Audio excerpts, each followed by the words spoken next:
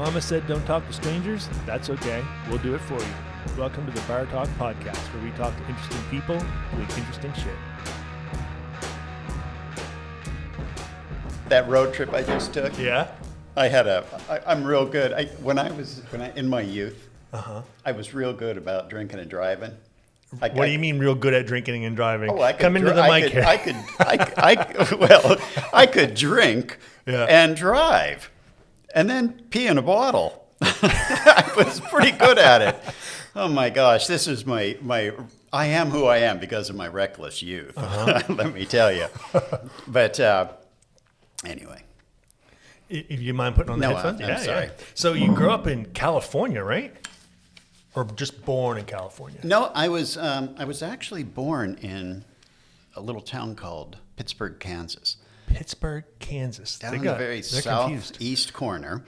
And in 1961, my dad got a teaching job in California. Oh, okay. So packed up the family and moved out. Wow. So how old were you there?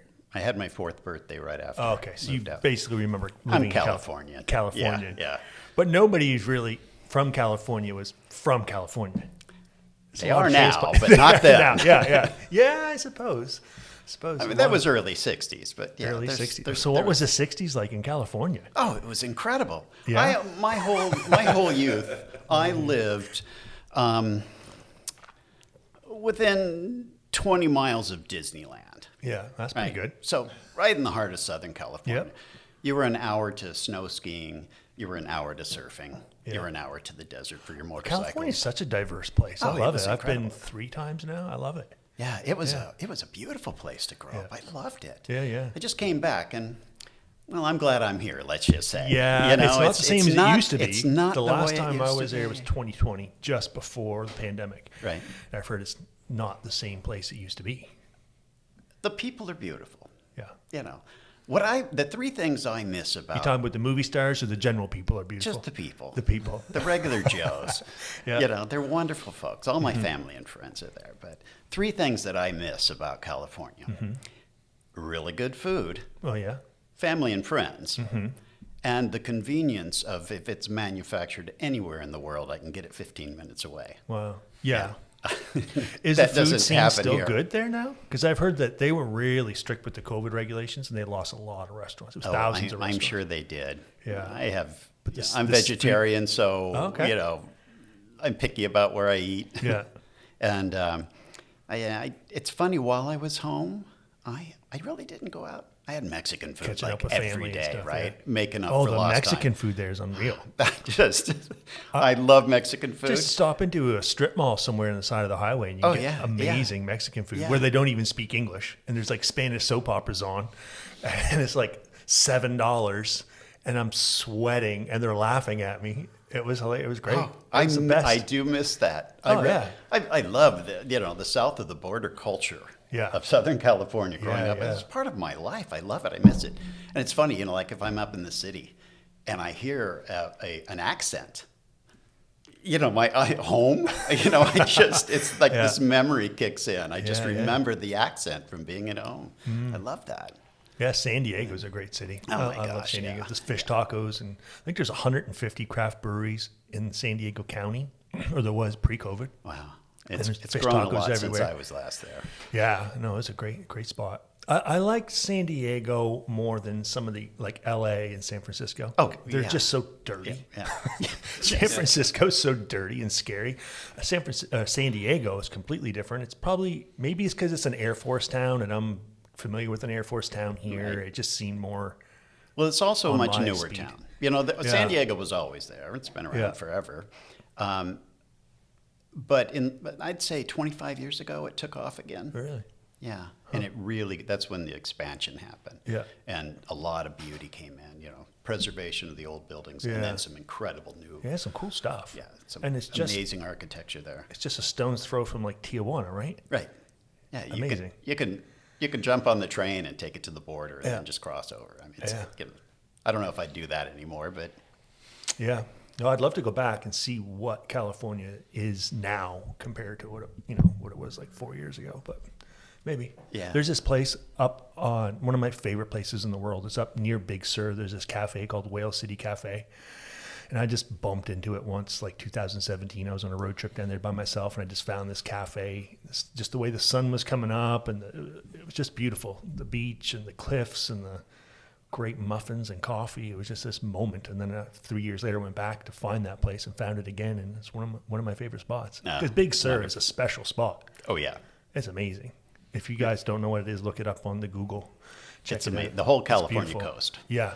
One of my favorite journeys is starting in basically Sausalito, and then as much as you can work the coast up to Oregon, get up into the big redwoods up there. Yeah.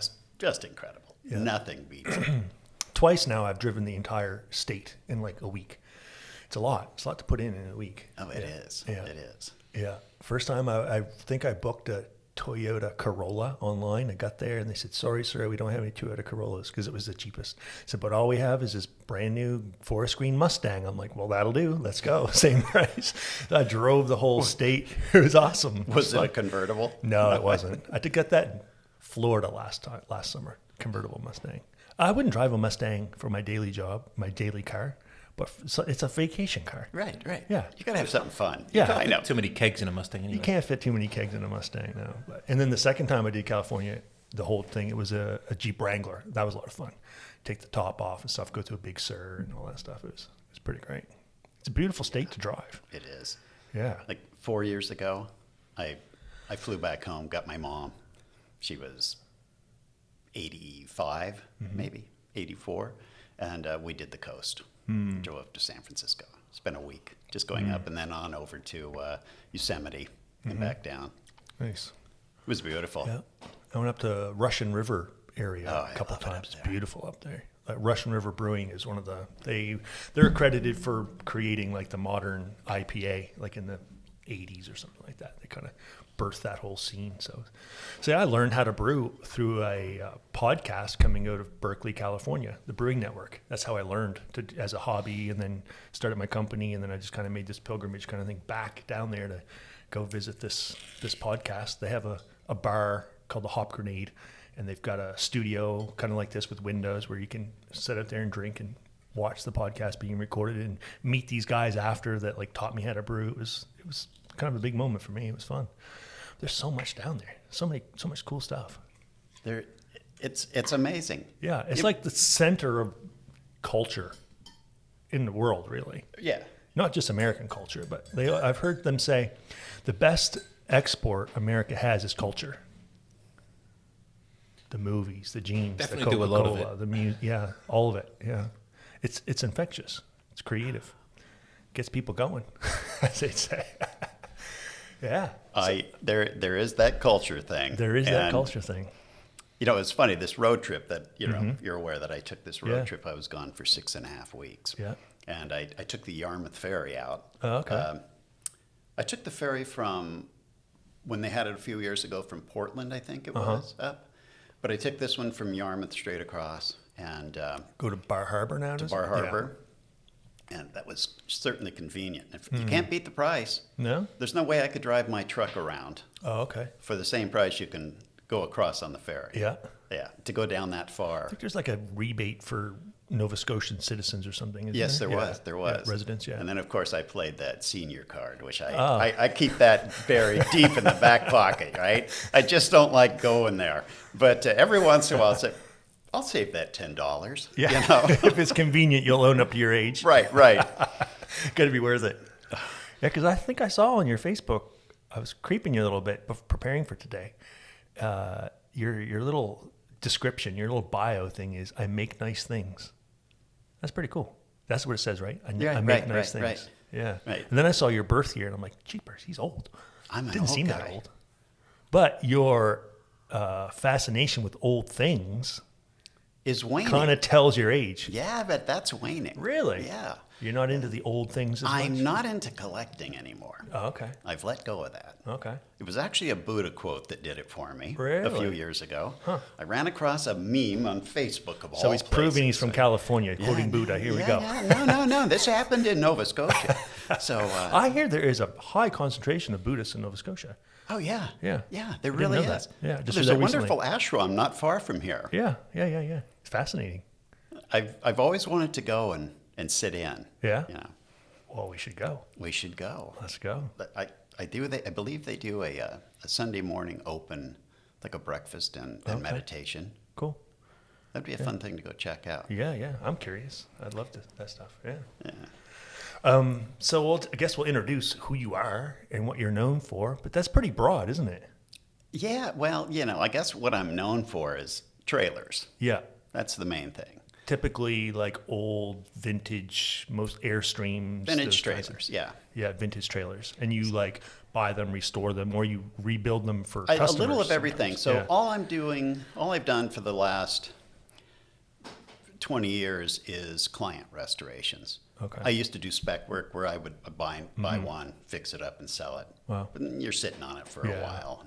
So I just find it easier to work with clients now.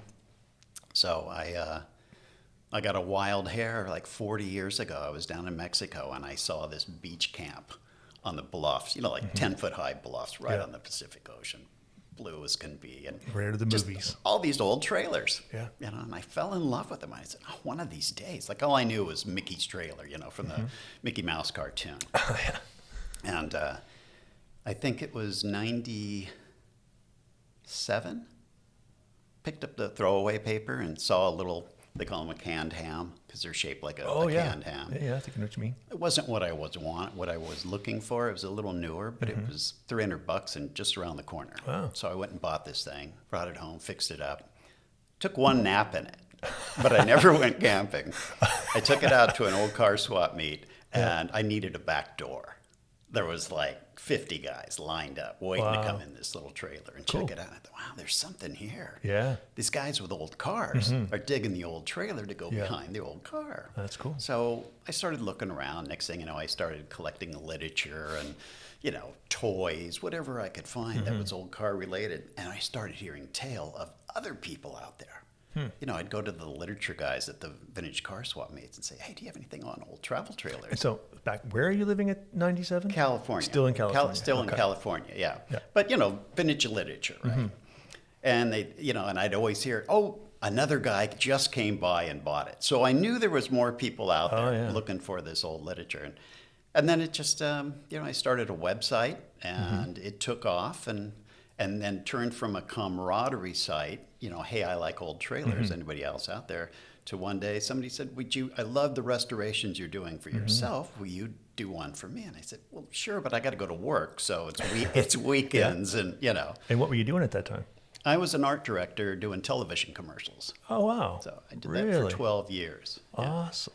So my careers have always been pretty much the same thing, just applying it to a different medium. Yeah. So I started off working in interior design for interior designers, and then got into theatrical props, and then got into film as an art director, and then moved on to doing trailers. Wow. It's all the same thing.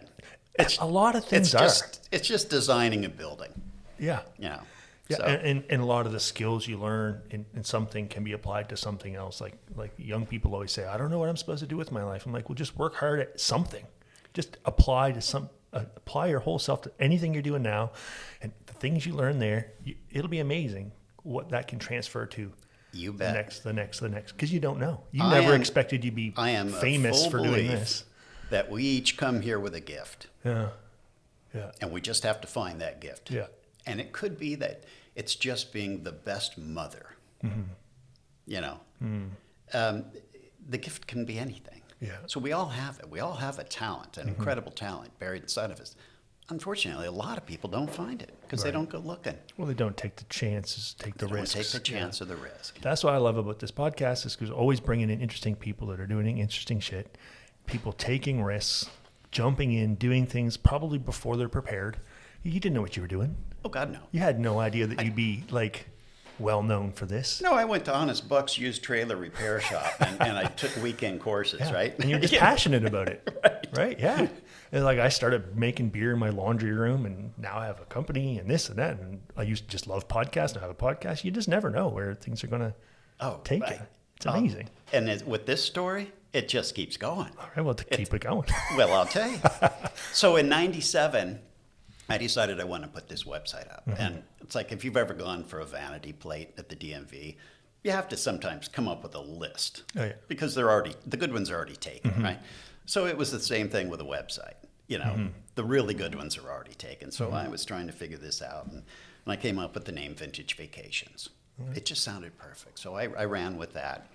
And the website went, it was a camaraderie site, and I met all the obsessive compulsive underground trailer society right out of the gate, right?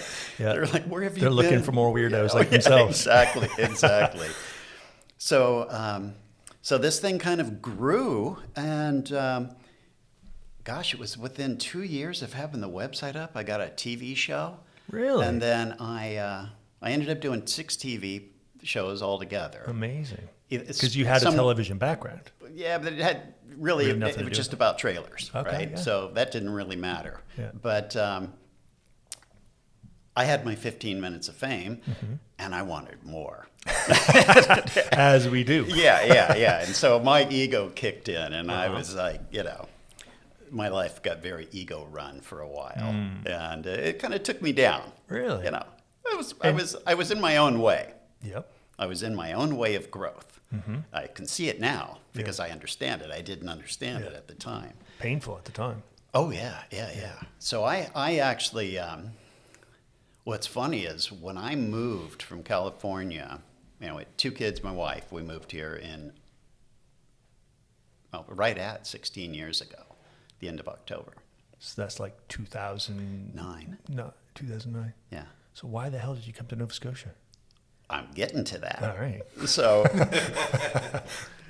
I... Not that I don't love Nova Scotia, but... How deep do you want to go? Tell it all, man. Okay, let's go. Let's get deep. Yeah, tinfoil hat's ready. So I had this wonderful thing, and I started doing rallies, and I had one rally a year, and I would sell out, and there would be 120, 130 trailers. That's all we were allotted. Okay, so what do you mean by a rally? So a rally, kind of like a car show kind of thing? At a campground, we would have 120 vintage trailers show up. And then there's all the garb that, everybody loves to dress up their campsite. And they have the car and the outfits and the whole 9 yards, right? They're in the time period. Oh my gosh, yeah. They're leaving with beaver cleaver syndrome, right? They can't get out of that. They're stuck in that Coca-Cola post-war Americana world, right? I mean, it's a wonderful place to be. If you're going to get lost, that's a great place. Yeah. So, so I was doing these rallies, and this thing was getting bigger and stuff, and I was becoming a stress case. I didn't know how to delegate. I didn't know how to ask for help, so I would do it all myself. And then all it took was one person that's unhappy about something, and I took it very personally, and it beat me up. And so we were, since my wife and I met, we were looking to get out of Southern California. We now had kids in school, and I didn't want them to go through a metal detector when they went to high school. So we had to get out. Yeah. And we started looking at the obvious, which was Oregon, Washington for us. We saw On Golden Pond years ago, and we wanted that look, the log cabin above the lake with the wooden motorboats. But I was picturing trailers tucked in there too, right? So found out that, we were a little too late for Oregon, Washington. Just all the other Californicators had beaten us to it, right? And kind of bypassed the middle. So we started looking at New England, and it was incredibly beautiful, but it just didn't call to us. Right? And then in July of 2006, I was on eBay feeding my obsession, looking at a vintage travel trailer postcard from the 40s, and I looked up where it said item location, and it said beautiful Nova Scotia. And when I read that, it was like, la, the angels were singing behind me, right? I'm like, oh my gosh, honey, Nova Scotia. So 3 months later, in September, we stepped off of a plane in Halifax, and it was great because, they pushed the runway up to the plane at that time, right? And, we stepped off, and we did the loop. And around the province. Yeah, and not on a vacation, but on a scout, We came here looking to see if this was the place, and it just called to us. So 5 months later, we handed in our immigration paperwork and started the process. Wow. And then it was hurdles, and that's quite the process to go through. Yeah, Ben's been through it too. Yeah, around the same time actually. Yeah. A couple of years later only. Yeah. We came through a very small program called the Provincial Nominee Program. Okay. Same. You too. What a fantastic thing to do. Yeah. You know, you basically there's one person per county who has the key to the lockbox with the rubber stamp of approval, right? And you have to sell yourself to this person or basically the area. Then it goes on to Nova Scotia, and they approve you, and then it goes on to Canada. By that time, for me, it was just an FBI file at that time. Make sure you're you're legit. Yeah, not sort of get part of the Nazi Party of Germany or something. Yeah. Right. So anyway, we came through this incredible program, right? That's set up for the non-typical immigrants, just somebody who has something different to offer, right? So what was your pitch? The pitch was trailer renovations? The pitch was we were going to come here and create vintage vacation land, a vintage travel trailer retreat by the sea. Nice. So we were banking on equity in Southern California. You know, we bought our house for nothing. It's now worth a lot. This is 2006. This is 2007. And I know what's coming. You know, the '08 nightmare came and our house plummeted. Shit.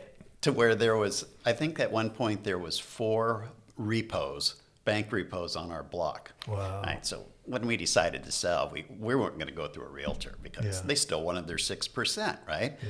So we did it for sale by owner, and the sale actually was perfect. I couldn't imagine a greater situation than the sale. Don't need to get into that, but it was good, and we wanted out. And so we came here, and we lost all of our equity, and that's what we were banking on. So originally we were looking on the South Shore. I'm sorry, it's not oceanfront. We're not interested. You know, we were being very particular about what we were wanting because, you know, people are going to come and stay in these trailers along the ocean. So anyway, that didn't happen, and so we ended up moving here to the Valley where it was cheaper, where we could afford, and that the idea of creating that vintage travel trailer retreat. It didn't get put on a back shelf or something. It just got tossed. It was gone. I just didn't see myself having the funds to do what was necessary, you know, to create that. So that it just went away, completely gone. And I was, you know, I mentioned earlier I was a little bit depressed earlier, you know, before we moved. Well, that set in big time. You know, we got here and the last fall leaf fell, you know, the last bit of color, and it just went gray, and we're broke, and it's like, oh my gosh, you know, what are we going to do? This is crazy. And life went on. Things happened. I met people and worked, and trailers would come, not as there's that border thing, and the trailers stopped coming when I crossed the border, right? But they would come. There'd be one a year or so. And then a few years ago, I didn't have a winter, you know, it's like, here, you got to have your winter project all set up, right? So I thought, well, I'm going to try something different. I've got this Airstream that I own, and I'll put it up on Marketplace in Halifax and say, you know, Airstream for sale. But I'm not selling it outright. I'm only selling it to the person who invests in a full restoration with me. Okay. Of course, nobody reads, and they just like, I got the cash right now. I want to buy the trailer. You know, I'm like, no. And then I got an email from a gal that said, hey, I've got an Airstream. Would you be interested in doing mine? And I said, sure. So I went out and met them, her and her husband. We hit it off instantly and, you know, made plans to have this Airstream delivered to my house, and I'm going to restore it. Well, we got into this project, and just the energy, the love was flowing. And we just hit it off. Just absolutely hit it off. And, you know, I mean, we in the phone call, you know, I love you, you know. And when we're halfway through this, they said, you know, we have a couple businesses, and one of them is we have a campground up in Dartmouth. Okay. And we're thinking, it's just a regular, you know, weekend warrior campground, right? Just for white boxes on the weekend. They said, we're kind of thinking that, you know, we really enjoy working with you. What if we were to buy like 6 more Airstreams? Would you restore them for us? And we could just set them in there as rentals. And I said, yeah, perfect. And I'm like, oh, gratitude. Nice. I don't have to worry about next winter's work, right? So I'm just thinking, I've always been in that mindset of thinking about the next check, right? Mm-hmm. Just always thinking ahead. Where, what's my next job? Yeah. And that's all I was thinking of at that time. I was filled with gratitude that this is going to be wonderful. So I said, why don't I sell you that trailer that I was advertising? Yeah. That'll be our first one. So we start on that one. I finished their trailer. They're just so happy. And we start on the next one. And I'm only a couple months into it. And they called me and said, you up for a phone call? Yeah, sure. So we sat down. They said, here's the thing. This thing's growing. And we just absolutely love working with you, and we don't want it to quit. So now we're thinking, what if we don't do 6 trailers, but maybe a dozen or more, and we find another piece of property and get it out of the campground? And because they're not even set up with the first one in the campground, because I'm still working on the first rental, right? But they're looking ahead. And they said, so we get separate property. We put all these trailers that you do, like a dozen or more, and we've been thinking about the name, and we just can't get past the name Vintage Vacations. It's the absolute perfect name. Wow. What we would love to do is take your name, Vintage Vacations, call it this place, and create an homage to you and all that you have done for vintage trailers over the years. I'm like, oh my goodness. Oh, it just, how wonderful. Just That's filled cool. with gratitude, right? Yeah. Just filled with gratitude. Yeah. And I, but I'm also thinking, well, now the next 6 years of work is set up. I don't have to think about work. And I'm still in that mode, right? I can't get out of that. So it was about 10 days later, I went out, and what I do from time to time when I'm working on an art project or a trailer or something, I'll go out after dinner, take a couple hits, sit down, suck in the trailer, and take it all in, see if it's jiving with that initial vision that I had, or what do I need to do to tweak this thing or whatever. So I take a couple hits, I sit down, and suddenly I feel like a Clydesdale horse where I had these blinders on, right? And these blinders came off, and I saw the big picture. And I realized that Creator had given me exactly what I came here to do. Was to come here and build this vintage travel trailer retreat by the sea. And when I let go of it and got out of my own way, it came back around. It's even better. You do it with someone else's money. That's right. And it's first rule of business: don't use your own money. Oh my goodness! So it was just, today I am just wonderful relationship with these incredible folks, and I'm just making the trailers and awesome. And doing that vision that I had all those years ago. Yeah. 2009 that started ish. No, we're only 2.5 years into this. Yeah. Oh, so, now. Yeah. Oh, okay. Wow. Yeah. So that was 2.5 years ago that I started the first trailer for them. So I just finished the 4th, and I just brought back, I think, number 18. Wow. So, That's so cool. Yeah. It's so great to be able to do what you love, right? Yeah. Isn't that the thing? To just do what you love to do. Yeah. Like, I wish everybody could have that opportunity and the courage to mine's just go not for easy. I tell you, I have battles with myself because it's not going to be easy. I'm known for my aesthetic and the detail that I put into stuff. You don't see plastic when you're looking at it, right? And for obvious reasons, I have to recreate stuff because it just doesn't exist anymore. Yeah. So just for the folks, just tell people where they can see your work online. So if they might want to listen to this, they want to look at some photos and stuff. It is beautiful stuff, amazing stuff. I'm the only guy in the world without a website. Well, yeah, I gave it up 6 years ago. I just said I don't need this anymore, right. and here I'm busy. So Facebook, you on Instagram? I'm not on Instagram anymore. I mean, I was on there. I never posted a single picture. There's some look awesome, at trucks and trailers, right? There's this one video of video tour of one of the rentals that you did on a trailer recently, a few months ago, before your trip. It was amazing. Like, there's been a few people say, "Oh, who are you gonna have on your podcast?" I'm like, "Well, look at this shit." Show the video, and like, that's amazing. Because like, a guy that renovates trailers. They're like, "What?" I'm like, "No, you got to see this though. It's amazing." Like, you're right down to the details of the flooring and the curtains and the appliances and so much detail. The very last thing I do when I'm done with a trailer, like the one you saw in the videos, I have a little psst, psst, psst, psst, of instant age. Instant age. It's the aura of the age. So there's something about walking into something very old and then walking into something new that looks old. Gotta make it smell old. You got to make it smell old. You got to give it you just have to, there's just an energy that I'm kidding, but but it's my own patented. But it's beautiful work. I mean, it's amazing. So the whole travel trailer thing is part of American culture, pretty deep. Yeah, so it really is. The whole trailer travel, give us some history about that. Like, it's very American kind of thing, right? Because it's a very new country that was built with a highway system and stuff like that, and people were urbanized and want to get out into the country, and it's a very American car culture kind of world, and the travel trailer kind of came out of that. You get drive up takeouts, you've got drive-in movie theaters, you've got travel trailers coming all around the same time. Like, when was that? Like 30s, 40s? 1930s. 30s. It's that Route 66 thing. Yeah. That Americana. Yeah. Yeah. They so travel trailers kind of, it was a natural progression from covered wagons. Yeah, really. I guess so. And one of the earliest manufacturers was the Covered Wagon Trailer Company. Really? And their logo even had a Conestoga wagon on there. But I think the earliest trailer that's in a museum is 1906 or 7, something like that.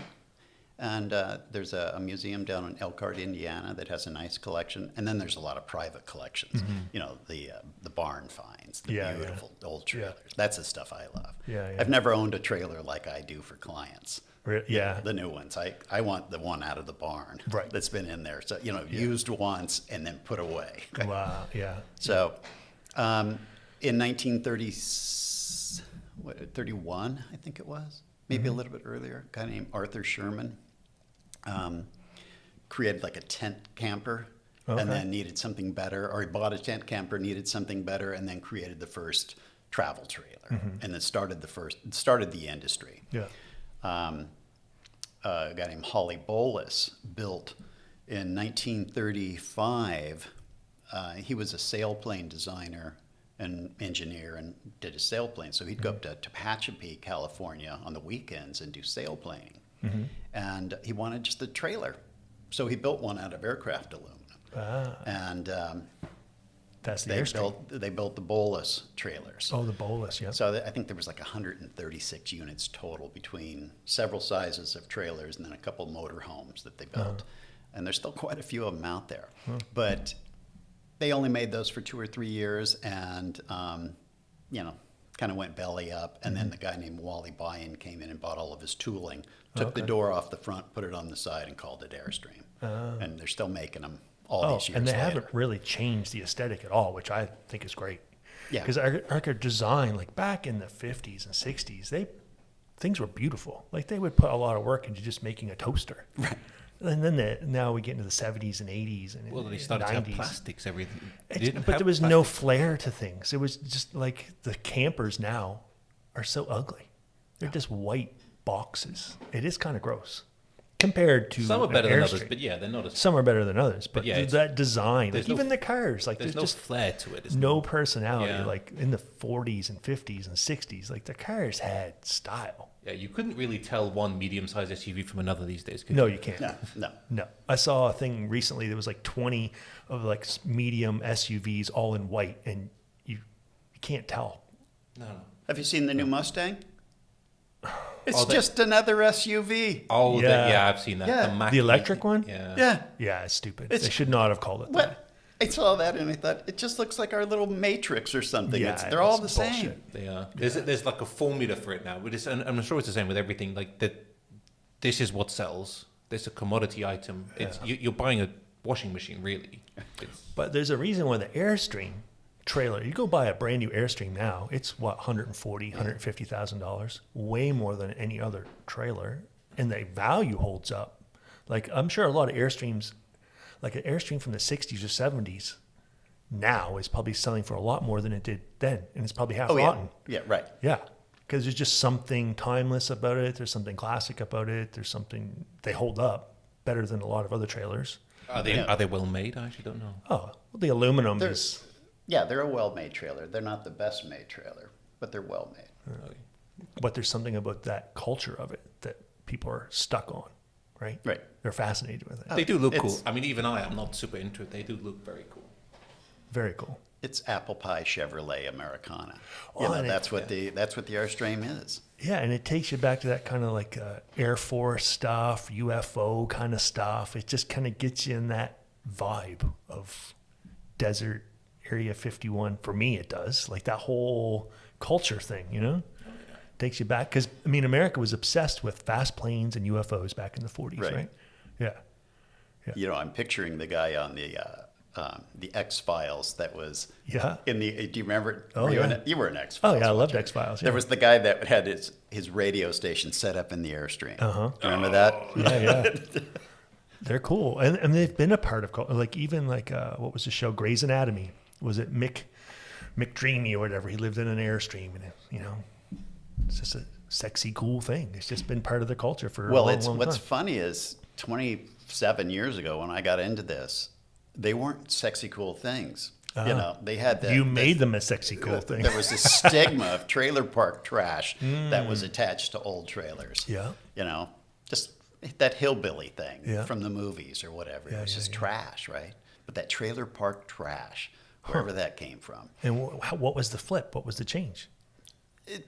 Well, I think what did it was like People magazine, you know, and they'd run an article or something. And then the public would say, oh, wow, I've never seen anything like this. I had no idea.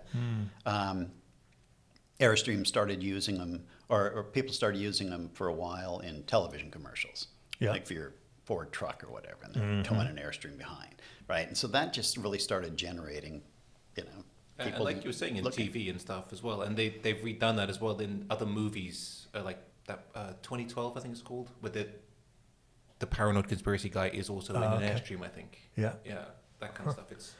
But I think there is a bit of a romanticized idea of getting back to the old classic stuff. Oh yeah, there is. It was around the 90s. That's when they started bringing back like some of the vintage designs in the cars and some of that stuff too. Yeah. The whole retro thing. Yeah. You know, it comes and goes. Nostalgia. Right? Yeah. Well, you heard of the whole 30-year rule thing? Yeah.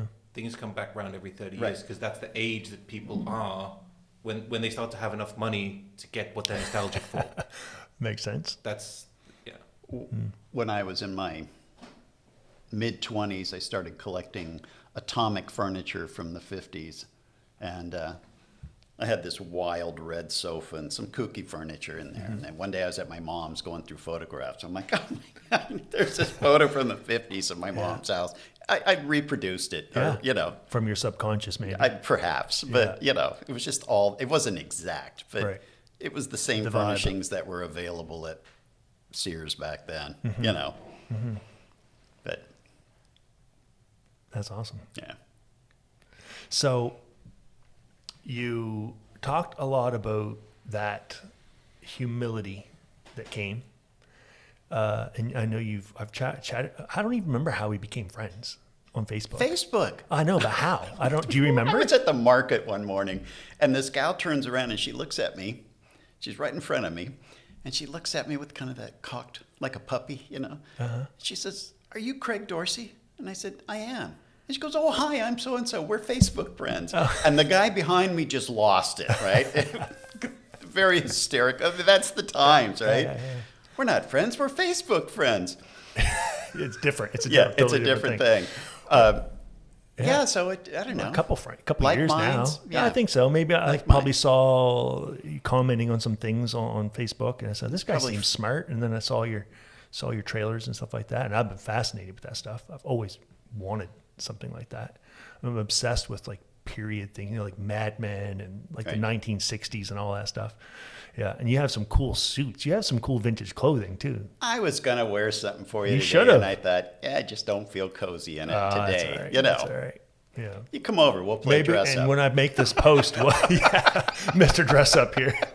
We'll go back to the 1950s. We'll hang out, have an old fashioned. There you go. Trailer. There you go. In a trailer. Yeah. That would be fun. No, it's funny. All my vintage. I started collecting vintage cars. Hardcore collector when I was in my 20s, right? So I grew up in in LA in the 80s. I was a party animal. Yeah. But I was out dancing 3 or 4 nights a week, and I loved vintage clothes. And so when go in the thrift stores, you walk out with a beautiful suit from the 40s for $3 back then. So I was buying stuff left and right. And then, and then I was even buying women's clothing and selling it to buyers. But I gained weight. And none of those clothes would fit me anymore, and they all but I couldn't get rid of them. And I tucked them away, and I lost 50 pounds a few years ago. Wow. And when I went back, the reason I went back to California on this trip was I had a storage unit that I had been paying to store stuff since we moved here. 16 years. It's time to liquidate, right? Yeah. And it's all filled with treasures, just treasures galore. But all my clothes were there, and I thought, wow. I'm glad I didn't get rid of them, but let's just see if they fit. I'm like, everything fits again, right? So some stuff I'd never wear. And this stuff I'd never wear because, well, where would I wear it to? But anyway, so it's nice to pull that stuff out. I'm curious about your personal transformation, because I think especially anyone who excels at anything, I'm always curious, how do you get there? How do you perform at a high level at whatever? How do you look after your mind, your body, your spirit, especially creative things? Like creativity is such a part of the human experience, it's such a spiritual kind of thing. So how have you've laid some hints in our private conversations about some plant medicine. I have no idea what you mean. Love to get into that. This whole thing where you said you were kind of controlled by your ego and you've gotten over that, and how all that has impacted your creativity and just your quality of life and all that. I'm curious. I don't know that's a big question. That's a twisted question, but.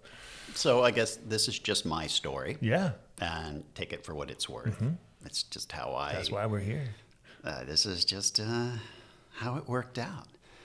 I was, when I was a kid, I was a child in tune with my heart in a world of people in tune with their heads. That's how I felt. I had my make-believe friends. I had stories going on in my head. I've had out-of-body experiences.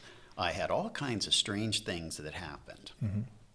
And when I was in the 5th grade, I was put on Ritalin. They decided that I had ADD, ADHD, and was put on Ritalin, and that just was a boat anchor. It just brought me to a halt. The wild, flamboyant mindset that I had as a child that would just wander just came to a halt. And then I struggled after that. So I became an alcoholic, drug addict, just abused everything. And just while still on the Ritalin? No. That was just in my childhood. Yeah. But the Ritalin didn't fix anything. It just altered at the time I was on it. Kind of like an SSRI today. It doesn't fix the problem. No. It doesn't get to the root cause of the problem. No. It just masks you enough so that you can get through the day without mask the symptoms a little bit, right? Right. So, so basically, I was a Ritalin child, which just brought me to a screaming halt. And then for the rest of my life, I always knew that there was something more inside of me. There was something else out there. I felt this pull, and I didn't know what it was, and I couldn't explain it. And, like when I was a kid, I would be talking to friends and I'd say, hey, do you ever have that? Like I'd have these out-of-body experiences. You and I could be playing with Hot Wheels in the dirt or something, and all of a sudden, I would just have this sensation where my body would go into slow motion. And suddenly I'm floating about 4 feet up out of myself. And I'm now like 4 feet up looking at you going, hey, do you see me up here? Do you see me? Wow. But you're just still looking down here at me, right? Yeah. But I'm up there. I mean, it was weird. And still don't have an explanation for that. Yeah. Certainly not a medical explanation. There's a lot of shit we don't have explanations for, but stuff happens. But I learned early on to stop telling those stories to your friends when it's happening, because they're all looking at you like you're a screwball, right? Because they're not experiencing it. So why am I?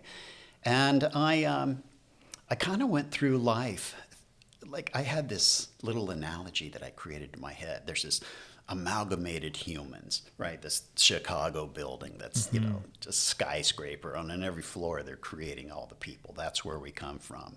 And there's this music, dun, dun, dun, dun, dun, dun, dun, like an old cartoon, and the machines are just going. And here's this guy, and he's assembling one, right? He's got all the arms and legs and the body parts and the innards and everything. And that whistle goes off. It's, time to leave on a Friday afternoon. And he just like, fuck it, just throw this, finish off the case, right? Left a few parts out and put me in the case and set me off. And that's how you felt. And that's how I felt. That's how I went through life, thinking that something was wrong because I don't think like everybody else. I don't feel like everybody else. When I was a child, I was fine.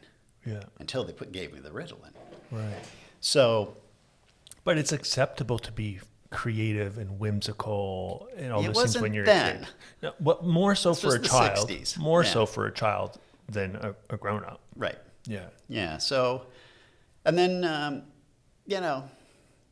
bad thoughts over the years, and just, I struggled. I was angry. I was very angry. And, I had a family, and I was like an angry father. And, I suffered. Yeah. And then about 9 years ago, I heard about this plant medicine, ayahuasca, and the incredible healing powers that it holds and how it can help you. Yeah. And just call it, there are no such thing as coincidences. So I don't think so. This came into my life, and I did it quite a few times, and it completely changed everything about me. Everything about me. The way that I think. I can't even think the same anymore. I can't even watch a movie the same anymore because I dissect everything.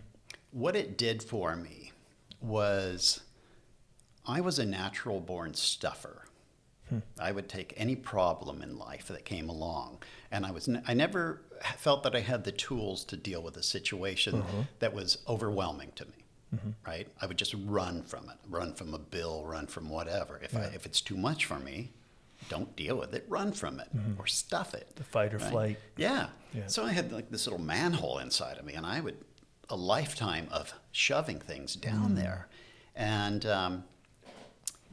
what it did was it taught me to pull those bubbles out, pull those things out one at a time, look at them, peel them like a banana, and look at each situation, each trauma, or what I assumed was a trauma, and figure it out. What it did is it gave me the ability to take any situation and basically turn it into a deck of cards, if you could imagine.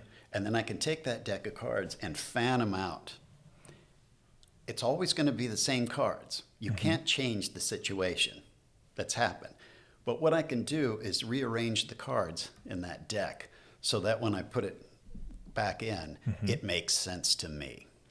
So I'm fascinated with this stuff. That's really interesting. So yeah.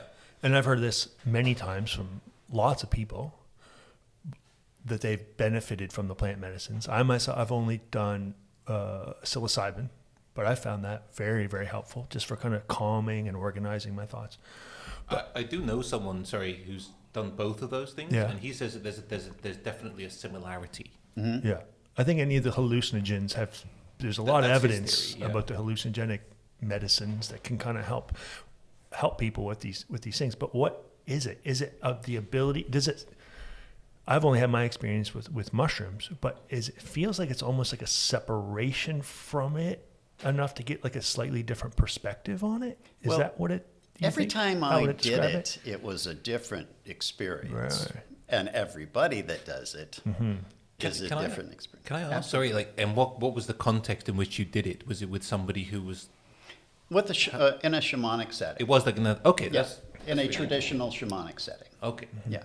Fascinating. So are they guiding you through any of this? No, they're like with mushroom therapy that they do today. You'll sit down with somebody who's been trained to kind of walk you through the process, or MDMA, what they're doing. But this is you're on your own. Yeah. They just let the ayahuasca do its thing. Yeah, it's going to come to you with Someone's just there to make sure you're safe. And there's somebody there watching out over you, and the shaman is working with you. So he's just using the medicine and what he's gathered from you, and singing these akiros, these songs that bring the medicine to life within your body. There's no other way to explain it. The songs make the medicine come alive, and they show you what you need. And a lot of it's scary. A lot of it can be. I've done a lot of crying because I was shown things that I either didn't want to see, or I really, really needed to see. This is what you need to get over. You got to get over this. Let go of this in order to move on in life. Some major aha moments that I had. Yeah, I've heard this over and over again. It's fascinating stuff, because there's something about our subconscious, I think, that, like our defense mechanisms, that kind of stuffs this stuff or avoids these things. Right. But some of these plant medicines just kind of help you get the courage, or forces you to face it, or what? I don't know what everything. it is. Yeah. It's a little of everything. And like I said, there's been, times I would just be laughing and giggling the whole time. And I was like a little kid, in a candy store, just happy as can be. And other times I was just, wanted to leave, and I was crying the whole time because of what I was shown about myself, Like there's a giant mirror that's held up, and this is your life. Yeah. Welcome to it. You signed up for this. We're going for a ride. We're gonna take a look at you. We have so much fear of things we don't understand, and these types of medicines are very hard to understand. I mean, I think just recently in our Western culture have we started to acknowledge there's something here with like PTSD and there's a lot of research. I think there's a research project going on here in Windsor, Nova Scotia, with psilocybin and PTSD. Oh, really? Yeah. It's very encouraging. I'd like to get someone in on the podcast to talk about that. There's some really promising things, but it's so scary because we don't understand it. And it can look scary. Like when you see someone in the middle of one of these trips, it can seem unpredictable. It can seem scary. It's much easier just give them a pharmaceutical and send them home. And we're comfortable with that as a society. We're very comfortable with the pharmaceuticals. Someone in a white coat or doctor gives you a prescription. Someone else in a white coat gives you a medicine. You take it home, you take it. And you're better, right? Well, yeah, magically better. But I think like a lot of those pharmaceutical stuff seem to just mask the symptoms instead of getting to the root. Right. Because a lot of our problems are like trauma. Things, and the pharmaceuticals I don't think actually help process that. It just kind of masks it. I had been on them for years. Where the hallucinogen medicine seems to force you to come face to face with this stuff, process it, and actually move on. So it's not like you're on a medication for the rest of your life. Right. Right. Like now I have no desire to do it. Yeah, it's not a fun thing, correct? No, it's not a recreational thing. It's not a recreational thing. I think there's a lot of vomiting, diarrhea. There's a lot of... It can take its toll on your body. Yeah. And your emotions and your mind. Right. All that kind of stuff. It's not a fun thing. No, you're not doing... And people don't get addicted to this. Not at all. No. Not at all. Yeah. I could imagine there's probably people that have tried, but,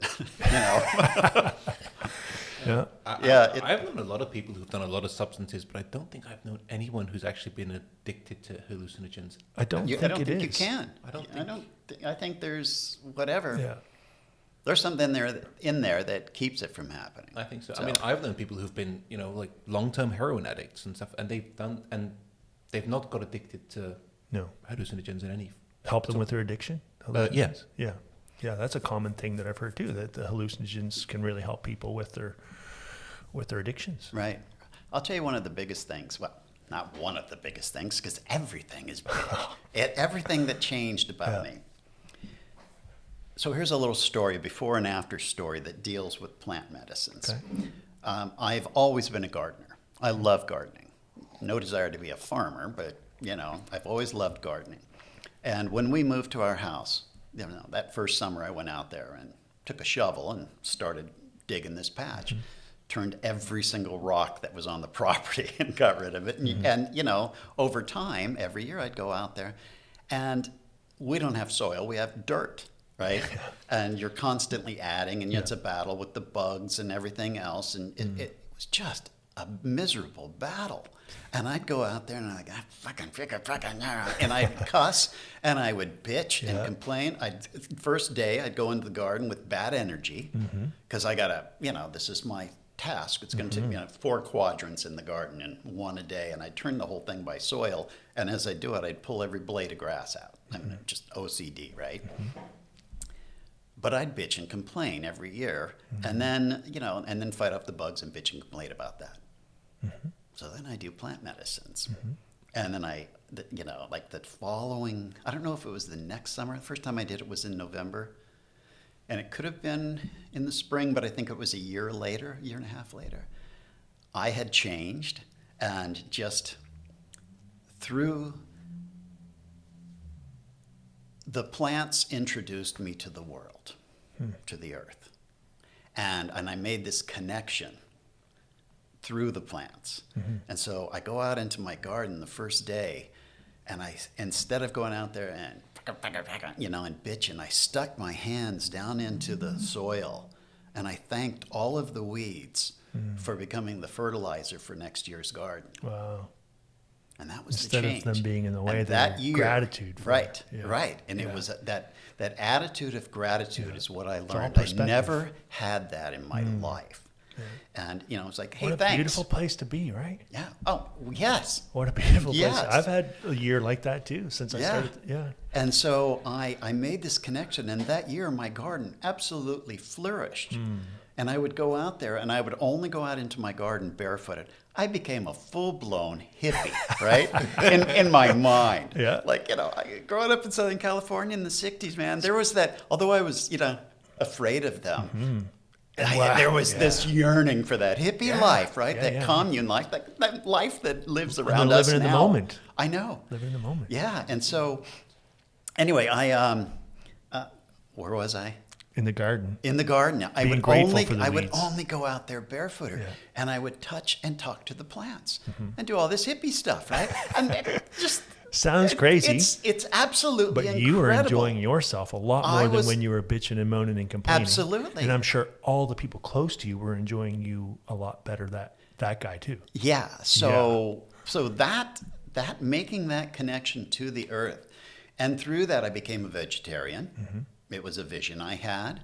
I'm chemical free in my body. I choose not to put any chemicals. I don't do any pharmaceuticals at all. Yeah. I'm just done. I use plant medicines. I use cannabis. I use kratom for, I've got chronic back pain from years of abuse, right? But I use natural plant medicines for that. I just found alternatives. Yeah. This has all come about because of the connection to the plants. It's amazing. But one of the best things is that when I came home from my first weekend of doing it, I came in and my wife was standing in front of the fireplace, and I walked up to her and I dropped to my knees and I apologized for being such an asshole over the years, because I saw it all. I saw so much of myself on this first weekend, and then I said, just wait, you're going to see a difference. And like I said earlier, I used to be not always a nice fellow. Things would just set me off, and I didn't know why. And I would come unglued if something happened in the kitchen, something got knocked over or something. I'd come unglued and yell, and the kids would be afraid. I never hit my kids or anything like that. I would just bark. And one time, a few years ago, my son was down with his girlfriend and stuff, and like something got knocked over. He said, it's a good thing we swept first. And my son just like, holy cow, Dad, you've changed. And that I was just so filled with gratitude to hear that from him, because I know. I mean, you don't always see it. Right. You don't see the gradual change in yourself, but to hear, somebody like your son say that, it was just amazing. It can take time for them to adjust and heal and forgive and trust this new guy. Right. Yeah. I have similar experiences. I went through a lot of stress, started a new company and had a separation, divorce, and, was on TV and had a little ego and frustration and anger and just didn't know how to process everything, stuff for the whole life. Yeah. It's been a journey, for me as well. had a really rough time about a year ago, and then started with the mushrooms and just kind of slowing down and processing things. And it's been a slow progress, but yeah, just processing things, not letting all that stuff bottle up and then come out, right? Harming because you're miserable, and then you're hurting other people. There was a quote that really changed me probably 7 years ago. There was a guy in the Holocaust that was like a psychologist. I forget his name. I wish I remembered his name, but he had this quote. He said, because he was living in these concentration camps, being tortured and stuff by the Nazis all the time. And he said that there's the stimulus and there's the response. And he said, in between, there's this moment of peace, power, and strength. Because we, when we're young men, we're trying to protect and provide and do all these things. And there's businesses and there's kids and there's things being spilled and there's all this chaos going on. And you're young and you're full of testosterone and aggression and all this. And then you realize you're making yourself miserable, the other people around you miserable. And you think, well, I'm mad because of this. But if you can stop and slow down and just capture that moment in between the stimulus and the response and realize that's the moment where there's peace, power, and strength.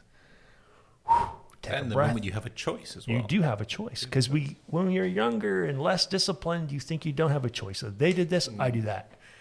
And if you could slow down and take a breath and find that moment, it's way better to just... that was some of the best advice I got to my teens was basically that. Yeah. Because you can be an asshole. And then sometimes when you're an asshole and people call you on it, you're angry and you double down. Oh, yeah. You double down. Yeah, because that's what you did. Because it's especially young men. Yeah. Been there. And that doesn't build you any friends. That doesn't build you any loyalty. That doesn't build you any intimacy. It builds your ego. It's not good. It's not good. It takes humility, and then you got to change, and it takes people time around you to understand that you've changed. Yeah. Yeah. It's a wild ride. It is a wild ride. Yeah. So going back to what you asked earlier, it's just changed every phase of my life. One of the funny things was, and I don't know if it was funny, but so the first time I did ayahuasca was in November of 2015. A year later, so there are different stages that you go through if you're having, let's call it an awakening. And one of the first stages I went through was the first time I felt and experienced and understood absolute love. There's human love. Love you. Yeah.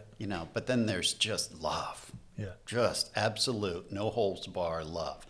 And to feel it from the source that guides us, the glue that connects us all, to feel it coming from that, and to feel it coming back to self. Because it's hard to love yourself sometimes. Oh my God, I didn't like myself. Yeah.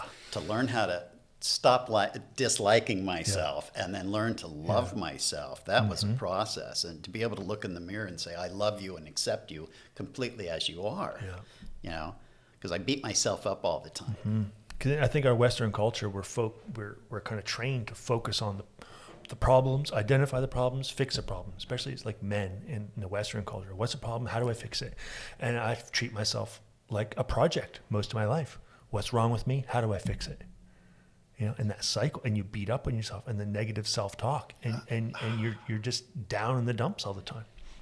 For so long, much of my life, I was judge and jury. I would sentence myself for my sins, and then give myself these incredibly harsh sentences. Right. So here's a little story for you. I'm at a ceremony, and having a lovely night, and all of a sudden that thought came up. The one that's buried way down at the bottom that you don't ever want it to come up. That thing I did when I was a kid that haunted me. Nobody's ever done anything this bad, right? This is the worst thing I've ever done, and I just live in shame because of this, right? Harmed no one, did nothing to anyone, but it was the worst thing I'd ever done. That's what I believed. And that it would come up. It, hey, you still there? And it would like rear its head every once in a while, and and I'd shove it back down. Mm-hmm. So here I am in the ceremony, and it comes up at night. I'm like, Jesus, like trying to hide under the bedding, right? Stay away from it. I don't want to see it. And it was there all night, and I dealt with it a bit and kind of forgave myself and let go. But I get up the next morning, make a cup of coffee. I walk out and I see a friend of mine. He's just there reading a book. And I went over and I said, brother, I need a friend right now. I need to spill. Mm-hmm. Sit down. This is Vegas rules, So I sat down and he just said, no holds barred, man. Just tell me. So I start telling him this story of this haunting thing that I've got in my head, right? And as I'm telling him, he's listening to me. And all of a sudden, this guy starts laughing hysterically. I mean, I'm like traumatized. I'm crying as I'm telling him this horrific trauma that I've been toting around my whole life. And it's like, how dare you laugh at me, you SOB, And he's laughing hysterically and goes, brother, I had a friend of mine that did that exact same thing. And we used to get him to tell the story at parties just to get it going. And I'm just thinking, how dare you? And all of a sudden that little voice pops in. Listen to what he's saying. I had sentenced myself to this thing for life. Right? Mm-hmm. And it was really nothing more than a party joke. And the universe sent you a little gift that day. Yeah. It was, so I was like, I beat myself up over the years over stupid things that, And probably that exact moment was the first exact moment you were ready to hear that. Yes. Oh, yeah. So isn't it strange sometimes how the universe gives us breadcrumbs? Isn't it strange? It doesn't seem to be coincidence. And sometimes. Detour signs. Yeah. That was part of that road trip that I was on. There were some detour signs that came up. I say that life is an old school teacher that don't mind whooping her students once in a while. Right. Yeah. Oh, I had that teacher. Yeah, that teacher. But life is that teacher. If you don't listen, you get your ass whooped sometimes. You really do. The difference is back then I used to say, why me? Mm-hmm. What did I do to deserve this? Why all this pain? Why do I have to suffer like this? Why do I have to have all this mental problems? And now it's like, right on, thank you. Yeah. That was an amazing lesson. I've now grown. And that's how it switched in me. Mm-hmm. Same. Some of the worst things that have happened in my life, I'm grateful for now. It makes us who we are. Because you needed it. Yeah. Humility. Like I have a degree in the Bible. I was a pastor for 10 years. And I'm agnostic now. But if I was asked what the theme of the Bible is, I think it's humility.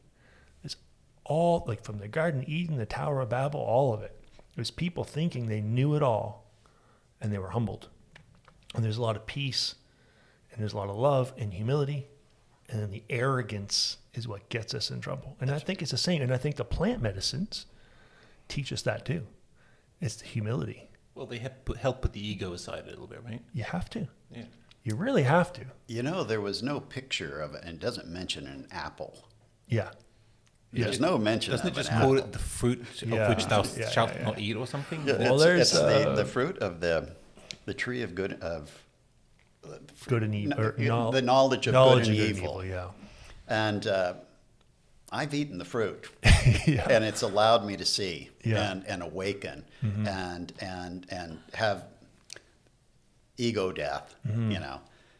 There's a book called The Sacred Mushroom and the Cross. Oh yeah, I love that. John Marco Allegro, right. And he was one of the scholars of the Dead Sea Scrolls, and he wrote this book about how he believes the Christian religion was a mushroom cult. Yeah, he was hired by the Vatican to go in and study all the... Yeah, they didn't like what he found. No, that was the thing. He was in there for years. Yeah. And then he came out and he said, Jesus is a mushroom cult. It was all just, And it kind of makes sense when it comes to that humility side. Interesting. Look it up. Look into it, folks. But it's fascinating stuff. I think the ego is a terrible thing. And ego sometimes can be... Ego is like your perception of yourself. And sometimes it can be like because you think too highly of yourself. But usually that's just masking the fact that we think too low of ourselves, right? Right. So the ego is like so much of a perception, too much focus on self. And what I find the mushrooms do for me, like when I'm really stressed, it'll take a couple grams. I've never been to the place where I've seen hallucinations or anything like that. But we gotta go. Yeah, I will. I'll go with you. But as I've, 2.5 grams, and I find myself in the bathroom looking in the mirror, having a conversation with myself, almost like I'm two people. And I'm just thinking, I'm saying such nice things to myself. I'm being so kind to myself. Like, I'm not usually like that. I'm usually like, well, I didn't get this done today. I didn't do that done today. I've had these failed relationships. I've had this and that go wrong. But when I have a couple grams of mushrooms in me, I'm looking at that guy in there and I'm giving him, I'm giving you, I love you, man, speeches to myself in the bathroom in the mirror. And you know what I'm going to do for you? I'm going to make you a snack. Let's go to the kitchen, get a snack. And then I'll go to bed and I'll just cuddle in. It's like, when a loved one really holds you and loves you. Yeah. I've had that maybe times 10 just by myself on mushrooms, just cuddled into bed, just feeling so happy to be alive. There's none of that noise in my head saying you're not enough or you're too much or any of that. It's just wipes it all down and just in the moment. It's great. I'll take notes on my phone when I'm on a trip. I call it Captain's Log. Right. I write down these notes. I always wanted to invest in a voice recorder because I was always using my phone for music while I meditate, right? And when I would have these just awakening moments of clarity and I don't want to stop and pull myself out to write, right? I always wanted to have that recorder just so I could throw some words down to remember because when you come out, you don't remember. You don't always remember. That's a great thing about writing notes is because 2 days, 5 days, 10 days later, you can go back and read that and say, that's right. That's what I thought. That's what I was feeling. And I have a weird thing too. Like, we're all addicted to our phones, but I've had this thing in some of my journeys where I'll pick up my phone to take a note, and then I'm scrolling through Facebook or Instagram, which I shouldn't be doing, but I'll see something that if I wasn't on the mushrooms, it would have really hurt me. But it was like perfect timing for me to see it because I was in that moment, and it was almost like something's lined up. Okay, this is the moment if there's ever a moment to see this, it's now. It's weird. It's happened to me a few times. I don't know what that is. What is all this? I don't know. But is there a point to it all? What is it? What is it trying to teach us? This is a very something? different conversation suddenly, but yeah, I'm up for it. So yeah. And it's things we all think. Oh yeah.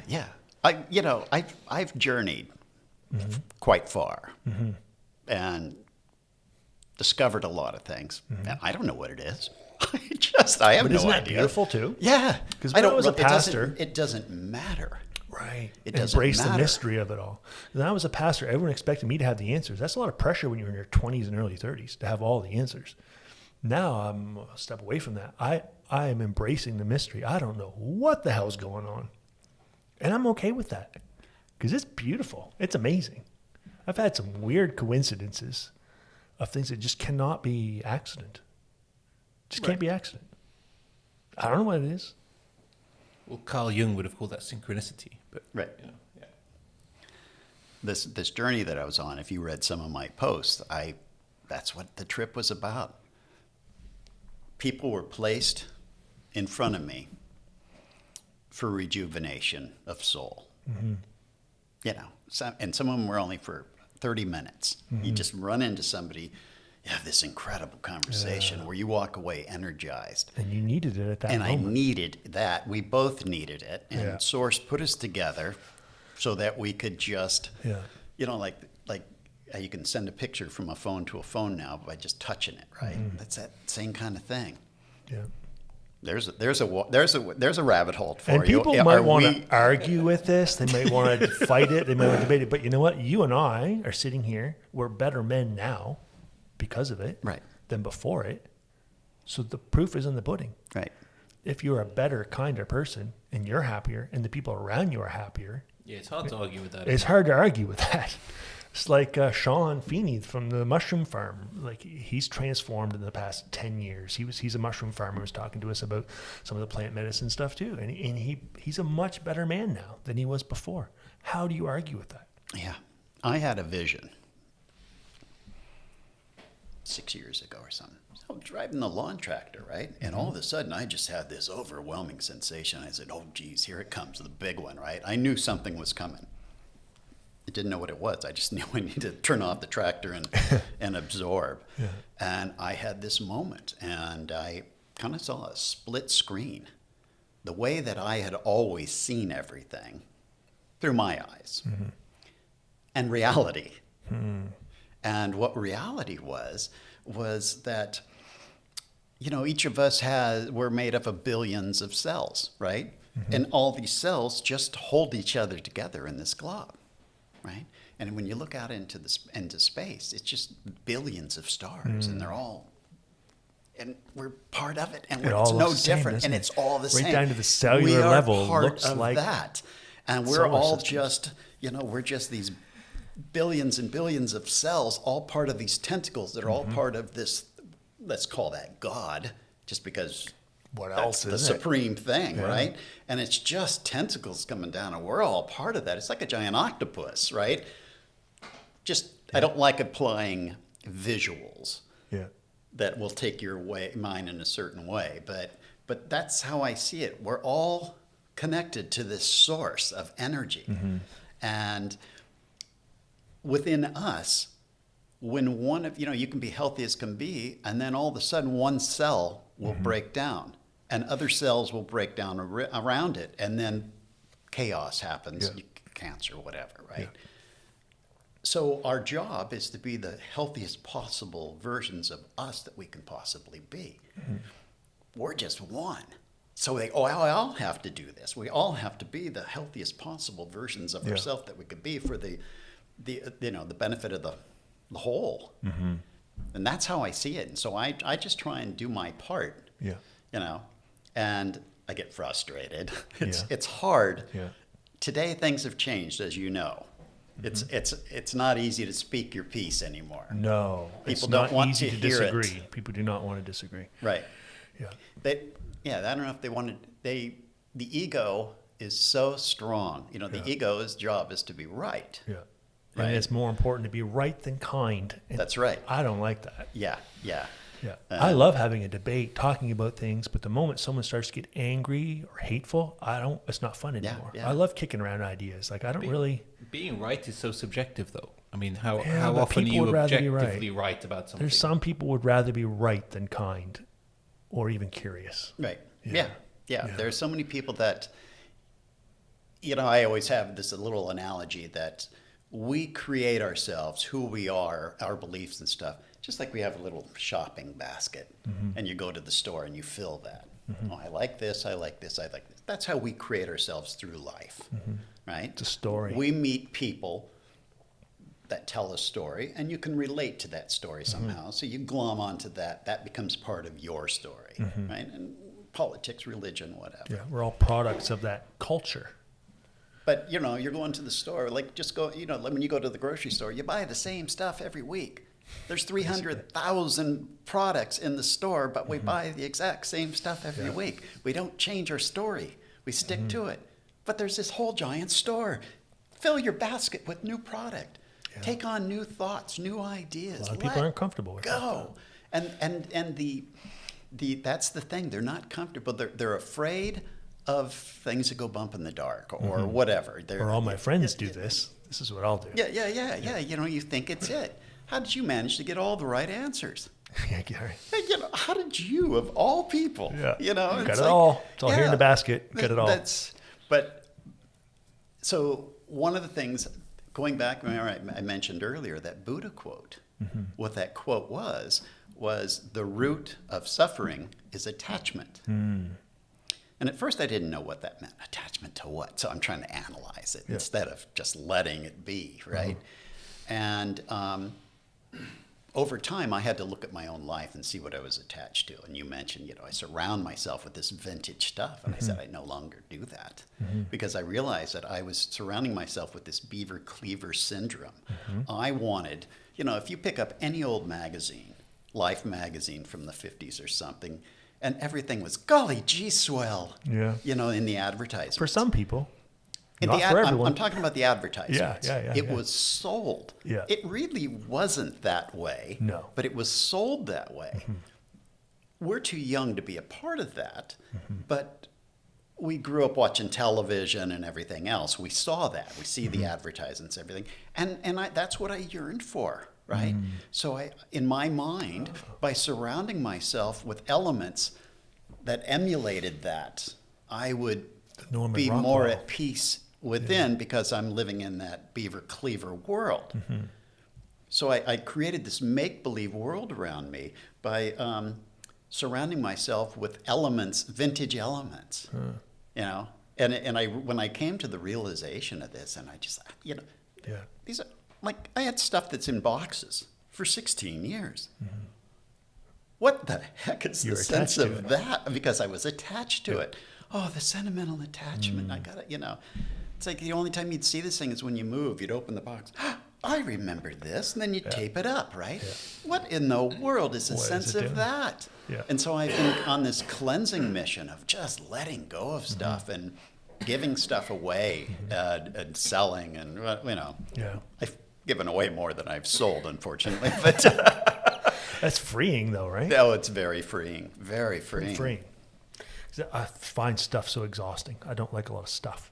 I will spend my time and energy and money on experiences and trips and food and beverage and stuff like that. I don't like stuff. There's more stuff to look after. Right. Yeah. I still collect stuff for work. Yeah. So forms and surfaces, vintage linoleums and fabrics and stuff. You know, anything I can use in a work project or in an art project, I'll still collect. But stuff for boxes, no.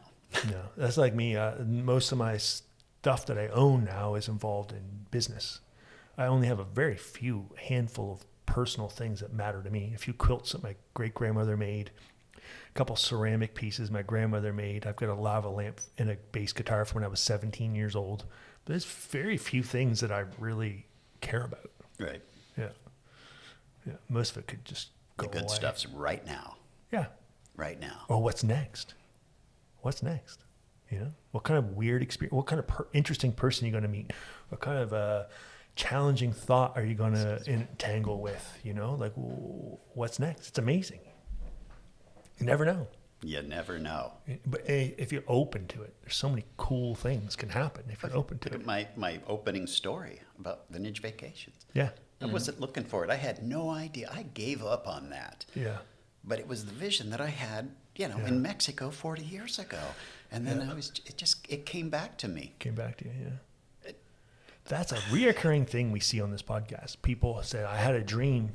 I lost it for a while. And like 14 years later, or 8 years later, or 4 years later, I came back to it. And I think sometimes maybe we have these dreams, but we're not ready for them yet. You know what I mean?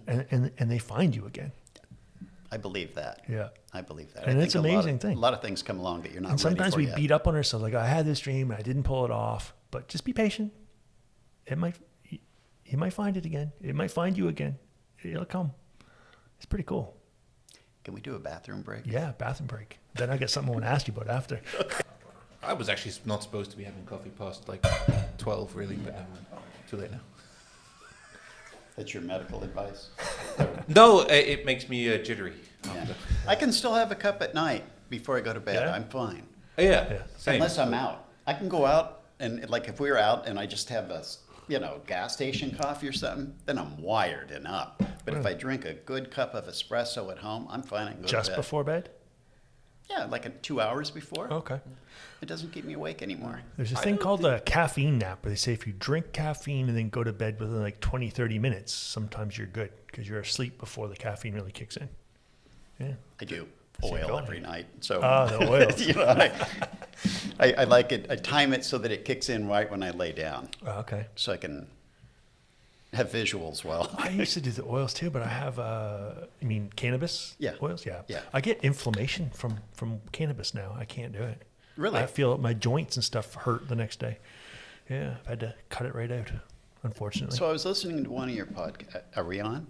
Yeah. We are on. We never really turned it off. Sorry. Yeah. Do you have, did I hear you say you have Lyme's? No, they thought I had Lyme disease. Because I got it. Oh, really? And it sucks. I bet. And welcome to Nova Scotia. Yeah. Well, what was funny is while I was on the trip in 120-degree heat down in Arizona, I didn't feel anything. I got back here. As soon as I got back, like a week later, man, my body it's like the wet cement is hardening inside. Wow. That makes sense. It's just everything. Climate is just has so much to do with our health. And it might have been the difference in vitamin D and all that kind of stuff too. Yeah. Could be. Vitamin D is so important. I know. We don't get enough of it. Yeah, I mean, during COVID, I was just like... Yeah, I think it was like 94, 96% of the people that died of COVID were vitamin D deficient. Right. Yeah. Simple solution. You can get it at the dollar store, folks. Sometime we'll have a conversation about that. Yeah, I'd love to. But right now, I have 2 words for you. Terry O'Reilly. What about him? Go. Terry O'Reilly is unbelievable. He's absolutely amazing. Yeah, I've of course never met him, but... He contacted me, oh my gosh, 7, 8 years ago now. Yeah, must be. It's been a while. And I didn't, sorry, Terry, I didn't know who he was. Really? Yeah, I didn't listen to CBC much, and so I just didn't know, right? But he reached out to me and said that he wanted an Airstream turned into a little recording studio. Yeah. And I said, well, perfect, let's find you one. So we looked around, found him the right trailer, and did this. Is it an older one? It's it's either a 67 or a 68 Airstream Caravelle. And unfortunately, the trailer was hidden damage, right? Okay. So we discovered that basically it was a new chassis, which was unfortunate because it just meant so much more work before you start getting to the good stuff, right? But being a recording studio, that was a challenge for me. He got he put me together with a sound engineer. Wow. And so he set me up with the right materials and how to, the baffles and buffers and everything else that has to go into it. It's not a dead space when it hurts to talk, but I've been in rooms like that. But anyway, so it was wonderful. And I started something new with him, with clients. And so when he came to me, I said, so here's how we're going to do it. I want you to go off and gather like 10 or 12 pictures of some of your favorite things. It could be anything. Cool. But send them to me. Your favorite things, the things that do it for you. Oh, it could be your favorite, your favorite leather chair, whatever. I'm not going to try and plant seeds, but So he came back with all the, he's got this convertible Carmagia and his Beatles collection and everything. So by that, I was able to figure him out as a vintage guy, right? Yeah. He liked his vintage. And then I had him, do like colors and textures, and he did that. And from that, I figured it out, right?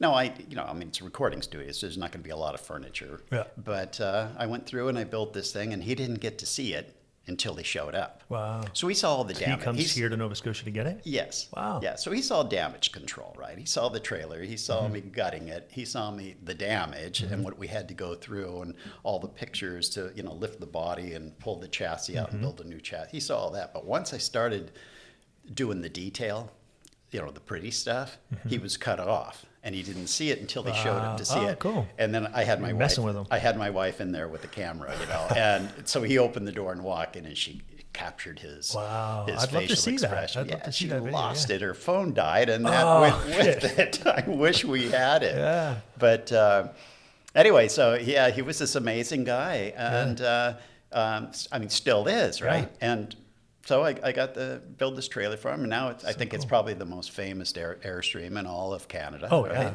The Terrastream. Yeah, I'm a huge fan.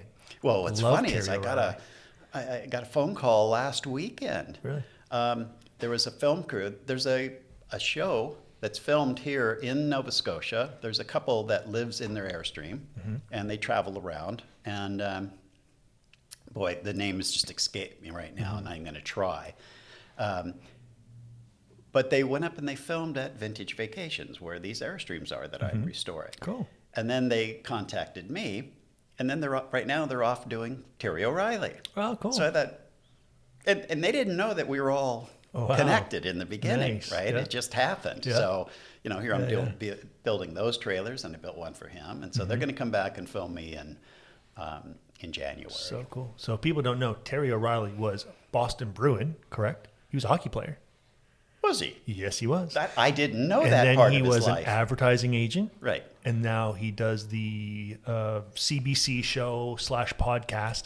I think the original one was Age of Persuasion, and now it's Under the Influence, or the other way around. Correct. Like that, yeah. I think there was a switch over when he built a studio. I think he made his own thing and then sold it to them, kind of thing. So he switched up the name, but it's an awesome show. It's still on, I'm sure. Oh yeah, just the history. The history, of advertising products, and product way placement, back, like hundreds of years. The psychology behind it. It's amazing stuff. It really is. I love that podcast. It's great. And great just Canadian. Such an amazing voice. Yeah. It'll take you on a journey every week with them. Mm-hmm.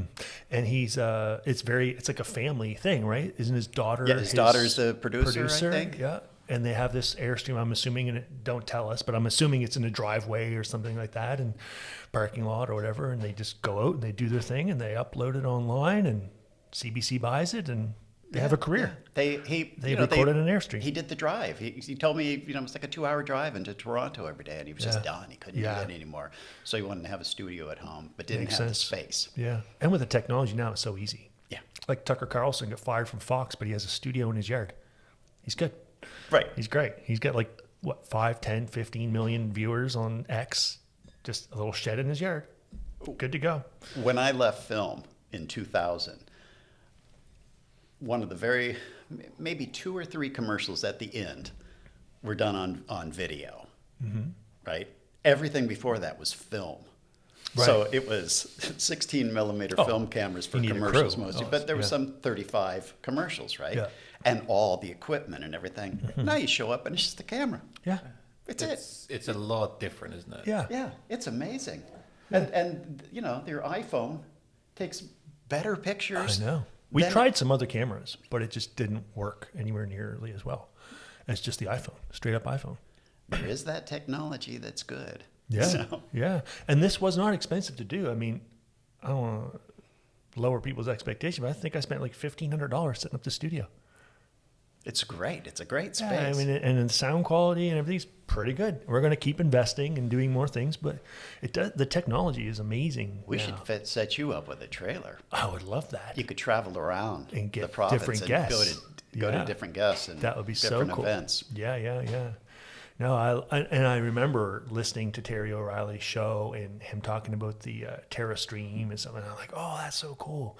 And then when I became friends with you on Facebook, I'm like, that's connected the dots that you had done his trailer.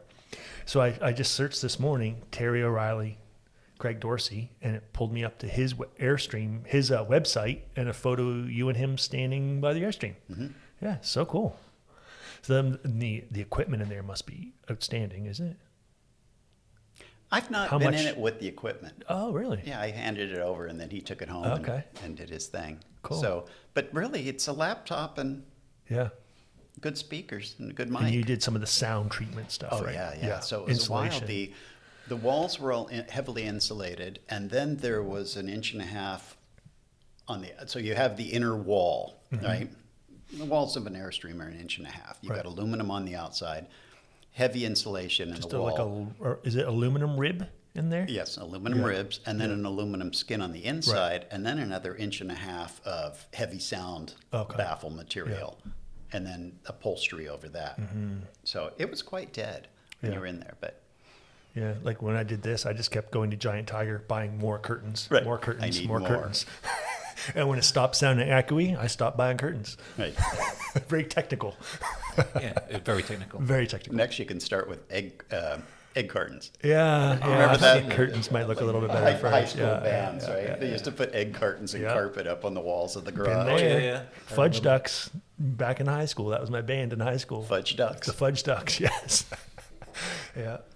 Yeah, so that must have been such a cool experience to work with Terry. That's so cool. Yeah. I mean, it was a long distance relationship. Yeah. I only saw him a few times, but when he brought the trailer, and then I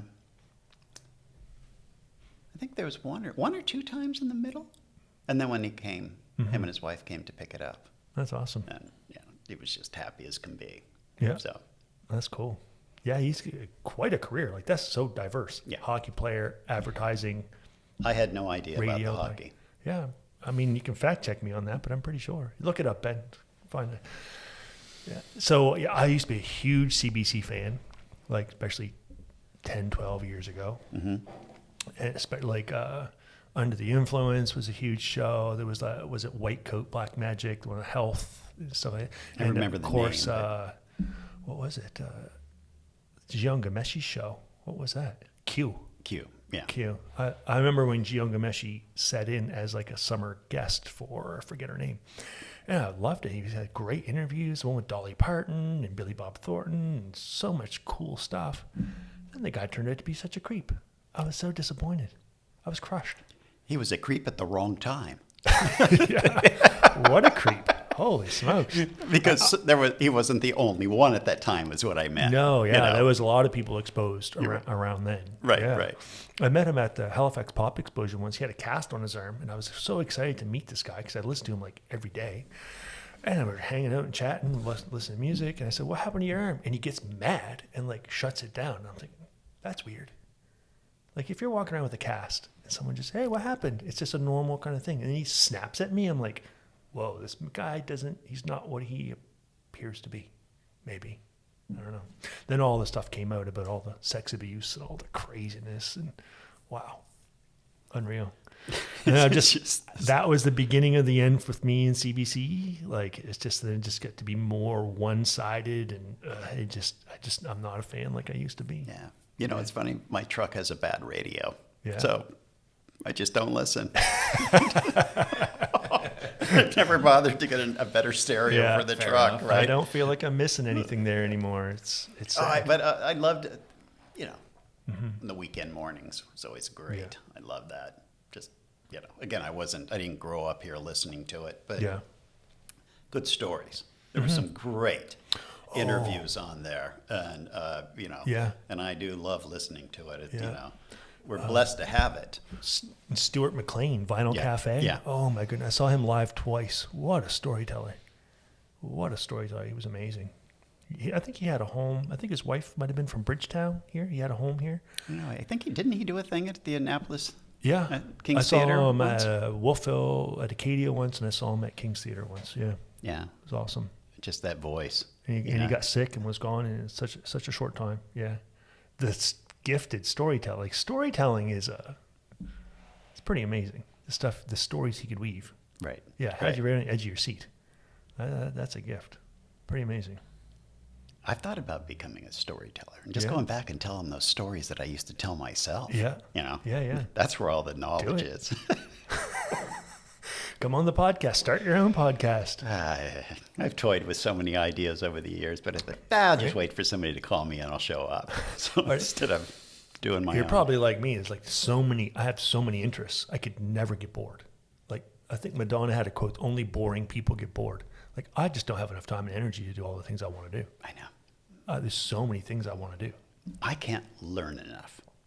Yeah. That's my thing now. Yeah. I can't learn enough. I love YouTube. Yeah. The tutorials. Yeah. Same. That's how I learned to brew. I can do all this stuff. Yeah. You want to bake something, you want to make something, doesn't matter. It's all there. Somebody's done it before you. Mm-hmm. And I just cannot learn enough. Not just one person done it. There's so many people done it before you. You can consult with so many people, like from wherever you are in the world. You can just go on and you can get the opinion of 6 different experts in no time on how to do anything from renovate a trailer to build a studio to whatever, brew beer. Anything. It's amazing. There's no limit. Yeah, there's so many differing the only thing we're opinions. missing, you got to be discerning, but the only thing we're lacking is the ambition to do it. The keys are there. Right. The information is there, but how many people are actually taking the initiative to investigate and figure it out and do it? I remember years ago when I was in the church, a lady said, I want to find someone to teach my kid guitar. I'm like, well, does your kid love guitar? I'm like, no, I want my kid to learn guitar. I said, well, you're probably going to waste your time, energy, and money by driving the kid to guitar lessons, pay someone. If your kid's not interested, I said, all you need to do is throw your kid a guitar and have a YouTube. And if they want to learn guitar, they'll figure it out. Right? At their pace. At their pace. If you're forcing them to go to guitar lessons, they're not interested. Your kid's not going to be a guitar player. Sorry. It's just how it is. Yeah. How many kids that were forced to take violin lessons? I Actually, hate it. No, you can't do that. You just give your kids opportunities, and now you can learn anything online if you want to. Yeah, it's pretty cool. You just can't hear differing opinions. Right. If you're fixing a washing machine, you're good. Yeah, but you want to hear about political stuff? Yeah, you're going to get one side. The Silicon Valley controls that stuff. Yeah. I am a proud member of the Outcast Society. Yeah. There's certain people and things I just can't talk about too. Oh, I know. It's crazy. Yeah, I'm too open-minded for some folks. But it's interesting. It's interesting what's going to happen here in the next few days with this big election coming up in the States. And like people say, why do you care so much? I'm like, what happens in America impacts the whole world. That's right. Well, especially here in Canada. The whole world. That's right. The overflow. Yeah. So I'm an American. So I got it from both sides, right? Yeah. I'm concerned for both countries. But I found that I've been a little more involved. Like I said a minute ago, I can't learn enough. And in the last 8 years, I've learned more about politics than I ever knew before. I just never had an interest in it. Yeah. And so now I want. It's an age thing, right? And going back to that Buddha quote, I've let go of my attachment to political party, political mindsets, which allows me to then step out of the box that I was in and look at it from the outside and walk around the box and look at it from all sides. And saying, I have no desire to go back in. Yeah. I'll just stay out here on the outside where and look at all the boxes. Yeah. You know what I mean? That's one of the things that happened with me with the plant medicine. I just can't have attachment to thought processes anymore. Don't have the preconceived notion of what something is. Yeah. I'm right. This is it. Since I believe this is the right way. Yeah. And you're wrong. Maybe we should sneak some plant medicine into Justin Trudeau's coffee. It would be the best thing in the world. I actually wrote I loved when Trump first got into office, I saw him as the perfect metaphor of the times. He was the mirror reflection of what the society had become. All that stuff. Yeah. But just everything that people threw stones at him for, they're throwing stones at what they see in that part of themselves they see. He's very American. Yeah, and and so at that same time when I was doing that, of course, Trudeau I always refer to it as the storming of Ottawa, right? And I just, for the first time, I really stopped and looked at him and listened to him, what he was saying. I'm like, oh, you're just like that guy. Those aren't nice words about the people that you're working for. You're supposed to be working for, not ruling over. That's the difference. Yeah. And it's all about ego. It is. It's all about ego. It is. Yeah. But when that happened, But that's the people who are attracted to those jobs. Right. Egotistical people. Well, yeah. People who want to be in power probably shouldn't. Right. I mean, I sat down and I watched. Did you happen to watch the Joe Rogan with Trump? Oh, of course. Yeah, I watched it. Did you watch J.D. Vance? I watched that last night. Yeah, same. I'm so glad I did. Because, and I would love to watch Kamala Harris. Yes. But she's too chicken. Yeah. But there's so many people out there that have been sold on a mindset that they can't change about who he is and what he is, right? Yeah. Just watch that. Yeah. It's a podcast with a couple of, no pun intended, but a couple of regular Joes just having a conversation. Yeah, and I think that's what it is. You can learn much more about a person that way. Better than a debate or talking about policy. Oh, yeah, absolutely. Spend a couple hours with someone, listen to them have a conversation. You're going to learn a lot more about them. Yeah. And that's what Joe Rogan is disappointed that Kamala seems to be backing out. I know. Because he wanted to have like a 2 or 3 hour conversation, just open. She said, you got to come to me and it can only be an hour. And he said, that's just not how I do things. Right. Yeah. Right.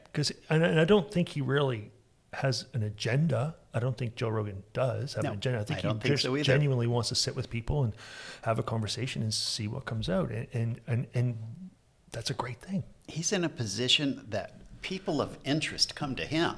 Yeah. He doesn't have to go seeking them, No, right? yeah. I mean, that's just the wonderful thing about And Trump's tried to be on there for years, and he said no. He didn't want it, but he finally gave in. He realized that because he didn't. Not everything isn't as he believed it was. I think. Yeah. So by him having it on there, it certainly didn't. He didn't endorse him. Mm-hmm. He didn't do anything like that. Right. He just had a conversation. Yeah. And you got to see who the guy is. Yeah. I mean, Trump is who he is, right? Yeah. He's a big mouth. He's a bit of a gangster, a bit of a bully, obnoxious, and he arrogant. talks locker room, right? Yeah. And and he really needs a handler that can kind of tone him down at times. I know. That's why I say, if you just shut up, just get to work. When I watch the second debates, I'm just like, will you please just shut up and tell the people what it is they want to hear? Yeah. Stop pointing fingers. Yeah, or just patting your own. Yeah, and that's what it is. Half of it's pointing fingers, and the other half is patting on the back. I would love to see a Trump after an ayahuasca trip. Wouldn't that be good? What kind of guy would that be? We should start a petition. That would be great. But to me, it comes down to the biggest thing I'm concerned about is war. I just don't want war. Well, I think that's the dream team, as they're referring to it. I hope so. All seem to be anti-war. Yeah.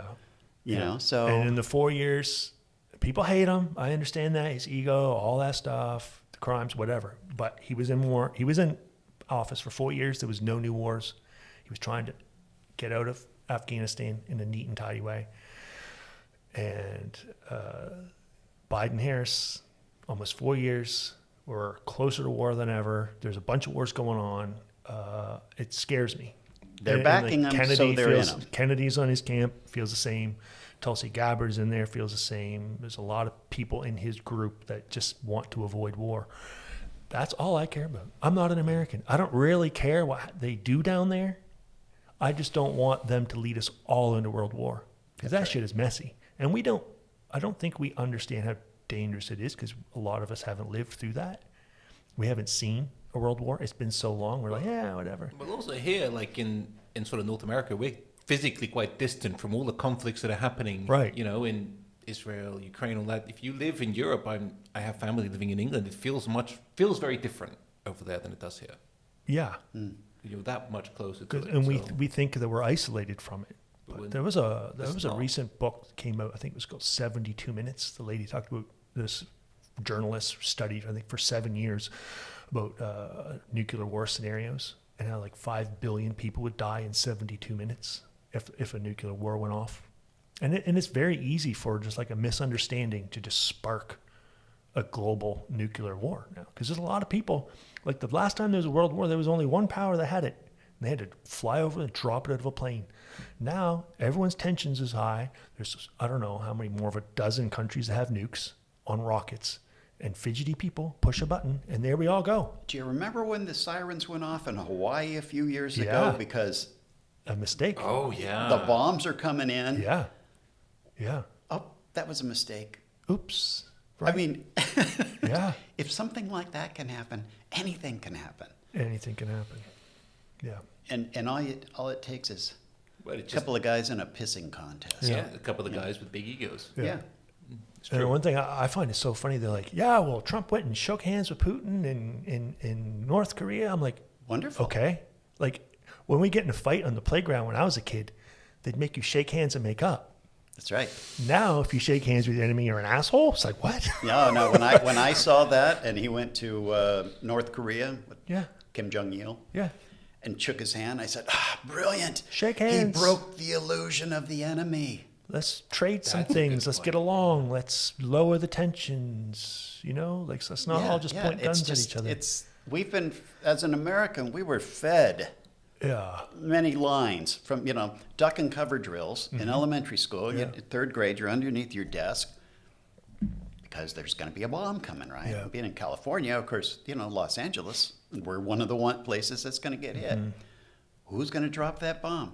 Yeah. Russia! Yeah. Russia's the enemy. So they took these young minds and just force-fed us that thing. So when the Ukraine came up, the Ukraine situation came up, and it's Russia and Ukraine, you don't even have to know what the situation is. Russia's the enemy already. Yeah. because you're force-fed from childhood, right? Yeah. Without knowing the particulars. Yeah. You're automatically going to point your finger. The bad guys in the Rocky movies, or the bad guys in all the, all the every single movie through the 80s and 90s is like, right. But I don't know. I don't want to offend you. I know you're American, but I'm starting to feel like maybe the Americans are the bad guys more so than it took you this long to figure it out. I don't want a spoiler alert, but they're funding all the stuff now. Oh, I know. They're funding Israel, they're funding Ukraine, they're funding Taiwan, and they're going broke doing it all. And I saw recently they can't even manufacture enough missiles for all these conflicts. They're putting government money into up the production of missiles. But we have more homeless than anyone else. Yeah. Oh, well, at least they have that. That's great. Yeah, no, you got it, all ways out. 1,000 people a day dying in Ukraine. Who knows how many people are dying in Gaza? They think that there's going to be 1 million Russians dead by the end of this year. Yeah, it's terrible. 1 million. Yeah. Well, it depends on estimates, right? But right now they're at 700,000, I think. And it's so sad because these are humans with families, kids, potentially. Right. And we don't need this. No. We don't need this. I mean, the talk of the states, they're talking about redoing the draft. Yeah. Mm-hmm. And they're going to send the poor black and brown people first. You bet. And I think that's why why the senator's sons. No. That's why they open up the border and bring in as many poor people as possible. I think that they're collecting bodies because Russia has people fleeing. I hadn't even thought of that. That's my theory I came up with recently. The Russians have 6 million people missing from their population right now, young men, war fighting age. Some of them have died, but a lot of them have just fled. Oh, most of them have fled. Yeah. No one's sneaking into Russia or China. They're tricking people to go into Russia. You heard about that? Yeah. They've got a whole bunch of African people, and they've been tricking them into coming to Russia and with false promises. And it's a complicated thing. And I think that the last few years, the military-industrial complex has been gearing up for war, and they've opened these borders to bring in bodies. Young American kids aren't going to sign up. No, it's going to be the new generation. I think what they'll do is they'll say, "You go put on a uniform and go fight, and we'll give you citizenship." That's exactly what Russians do. I think that's what they're doing. Yeah. I don't know why people would want Russian citizens. Just like Negan from Walking Dead, people are a resource. That's the thing. They can only make so many missiles. You can only make so many people. Population's going down. There's going to be a population the population, what they call inversion. Right. Now the Chinese don't have enough people, the Russians don't have enough people. In America, it doesn't really. The count just dropped. Reproducing like they used to be. They're bringing them in. The sperm count has gone down. Men are less sperm count, 50% less than the 1950s. Fertility, all that stuff is changed. People aren't just having all these babies anymore. And if there's a war or conflict that people are gearing up for, that's people are a resource. What if it's all planned? I think it has been planned. I think that the American economic system is collapsing. I think they've known it's collapsing for a long time. And they're just riding it out with something in the background. They're sitting on something. Yeah. Round two. The presidents really don't have that much power. No. Kennedy didn't want to go into Vietnam. Look what happened to him. Then his brother tries to run. Look what happened to him. Nixon wanted to get out of Vietnam. And that whole Watergate stuff, there's some recent books come out that they think that was all someone else led him into that and then threw him under the bus to get him out. There's any president or leadership that's wanted to avoid war, they've met a bad demise. Right. Because the system wants that stuff. They want that stuff. That's how they make their money. That's how they rule the world. Yeah. Look at 9/11, all that stuff. I got to tell you, when the attempt on what's his name? Trump. Gosh. There's been a few attempts on on the attempt on his life. Mm-hmm. When that happened, my first thought was I was kind of expecting it. Oh, yeah. I was kind of expecting something like that to happen. But then my second thought was, what if this is divine intervention? This is all, the turning of his head at the right moment and all that. Why didn't Kennedy turn his head though? Yeah, well, I don't know. And you look at they've tried to get this guy every which way. Yeah. all these lawsuits, everything, and they just can't get rid of him. They just can't get rid of him. And you know, that thought when he just turned his head and got grazed, and I thought, what if? Yeah. What if? I'm not saying it is, but what if this is supposed to be? I don't know. This guy is supposed to be the guy that's going to clean up the system. You just can't help but question. I hope so. I don't care. I don't care who gets in. I don't care who cleans it up as long as it cleans up. Yeah, I just don't want war. Right. And he's the only one running now that says, I want the killing to stop. I think a CNN reporter asked him, do you want Russia to win or Ukraine to win? He said, I want the killing to stop. He said, does that mean you want Russians to keep some of the territory? He says, I want the killing to stop. That's it. Because these are people. I mean, these are families, lives. Yeah. 1,000 people a day, regardless of who they're... Regardless of who they are. They're human beings. And isn't it amazing? Yeah. But, you know, that James Webb telescope is going out into outer space, discovering galaxies far, far away that we never knew existed, right? We have the technology to do that, and we can't stop, you know, having a dick measuring contest, right?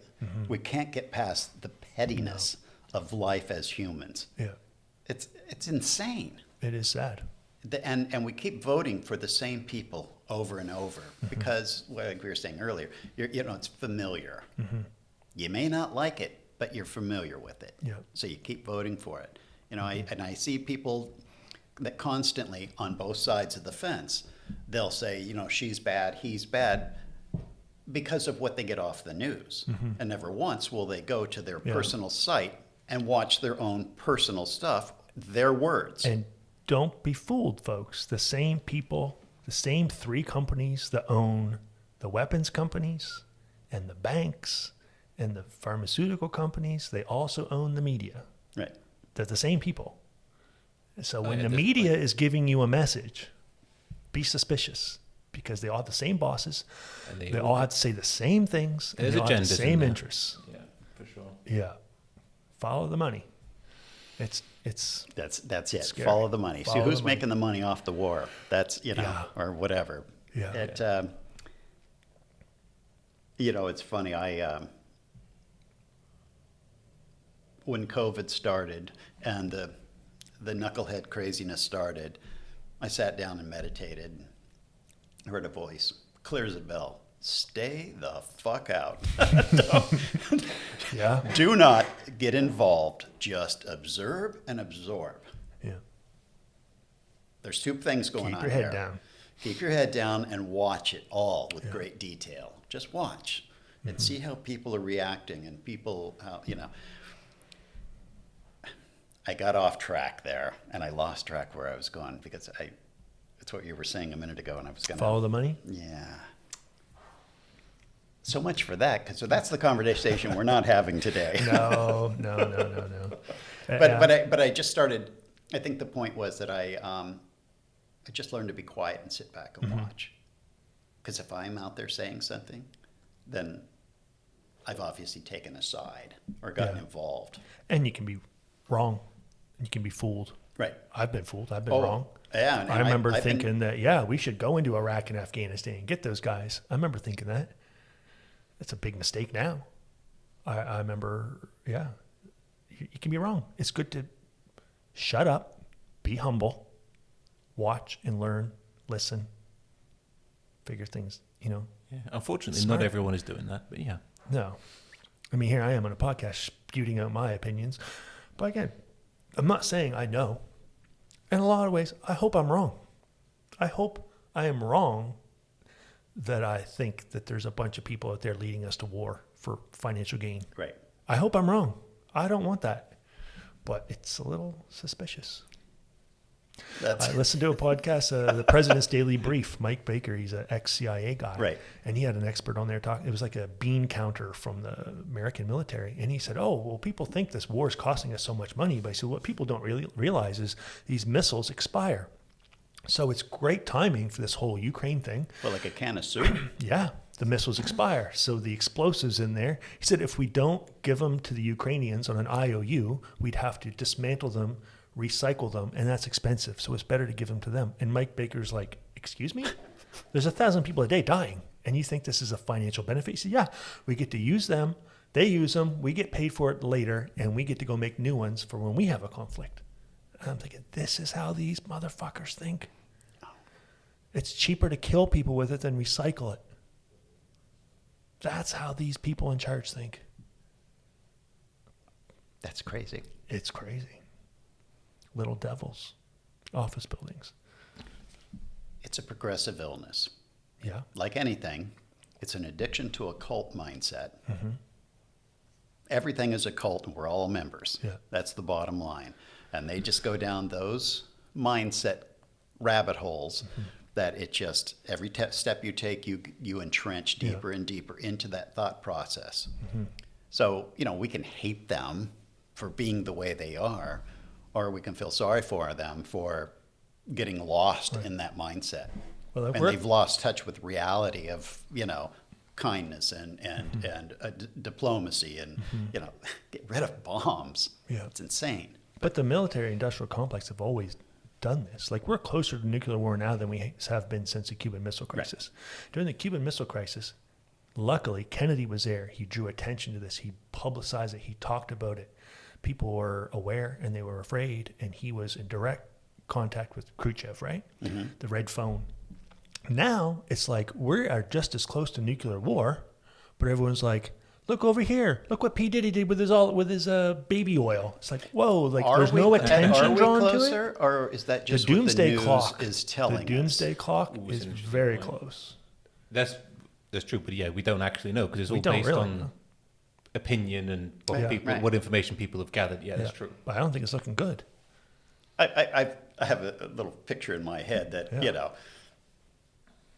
Biden calls up Putin and, hey, how you doing this week? How's the wife and kids? So you're up. We've been up for the last year. You're up next. I don't know. It's a playoff that, the powers, they get to play this game so that we all pay the price or keep them going in it.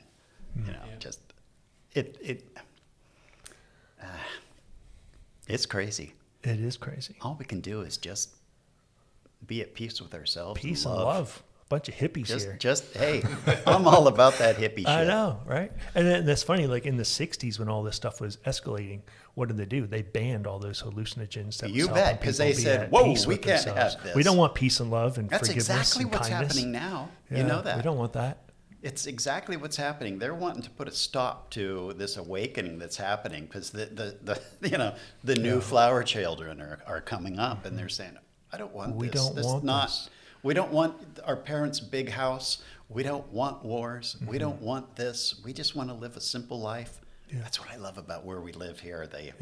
The intentional living that's coming here. Mm-hmm. People living off grid and just, hiking, gardening, but people just walking the dogs. They'll build a 12 by 16 foot house with an outhouse and solar panels to stay off the grid and out of the system. Yeah. I just love that about where we live. Mm-hmm. That it's just moved. The hippies, they're moving in again. Yeah. Well, and you see that the more and more people are planting gardens and harvesting seeds and learning how to do sourdough and hunt and garden and all these things. Like it's a big thing. I think there's little warning bells in our minds that say like, things aren't stable, things aren't good. Let's prepare. Have to break away again. Yeah. Well, maybe let's wrap it up. Okay. What are we? We're 2 hours in. All right. Yeah. When it comes, it comes. Well, thank you so much, Craig. We'll probably do this again. I'm sure there's many more stories we could learn and adventures. Oh yeah, and stuff this like has that. been a blast. Yeah. And awesome. Good to finally meet you. Yeah, you too. I guess we never really met in person. We've been Facebook friends until now. Yeah. Supporting each other behind the scenes on some things. Yeah, exactly. Can you believe that? Yeah, good. Well, keep up the good work and maybe show us how could we find some of your stuff? So right now I'm just on... You're underground. Yeah, I'm underground and it's kind of, it's like I think I should get a website. Well, why? Well, I'll share some pictures and some videos. Yeah, so you can share some stuff. I'll share some stuff. I mean, I'm on Facebook and under Craig Dorsey in Nova Scotia. People can view that. There's like 6 of us out there. Okay. Don't confuse them with me. No. I'm the guy with the trailers on there. It's your background. Yeah, it's all the trailer stuff. Yeah. But that's. I don't have a photo page or something. I'll put some stuff up there. I can give you some links. Appreciate it. Yeah. Awesome. Well, thank you so much, man. Absolutely. Appreciate it. Yeah. Good to meet you. Yeah. And well, let's see what happens. Hope we're all wrong and there's nothing but peace and love. Absolutely. All right. Thanks, guys. Bye. Thank you for listening.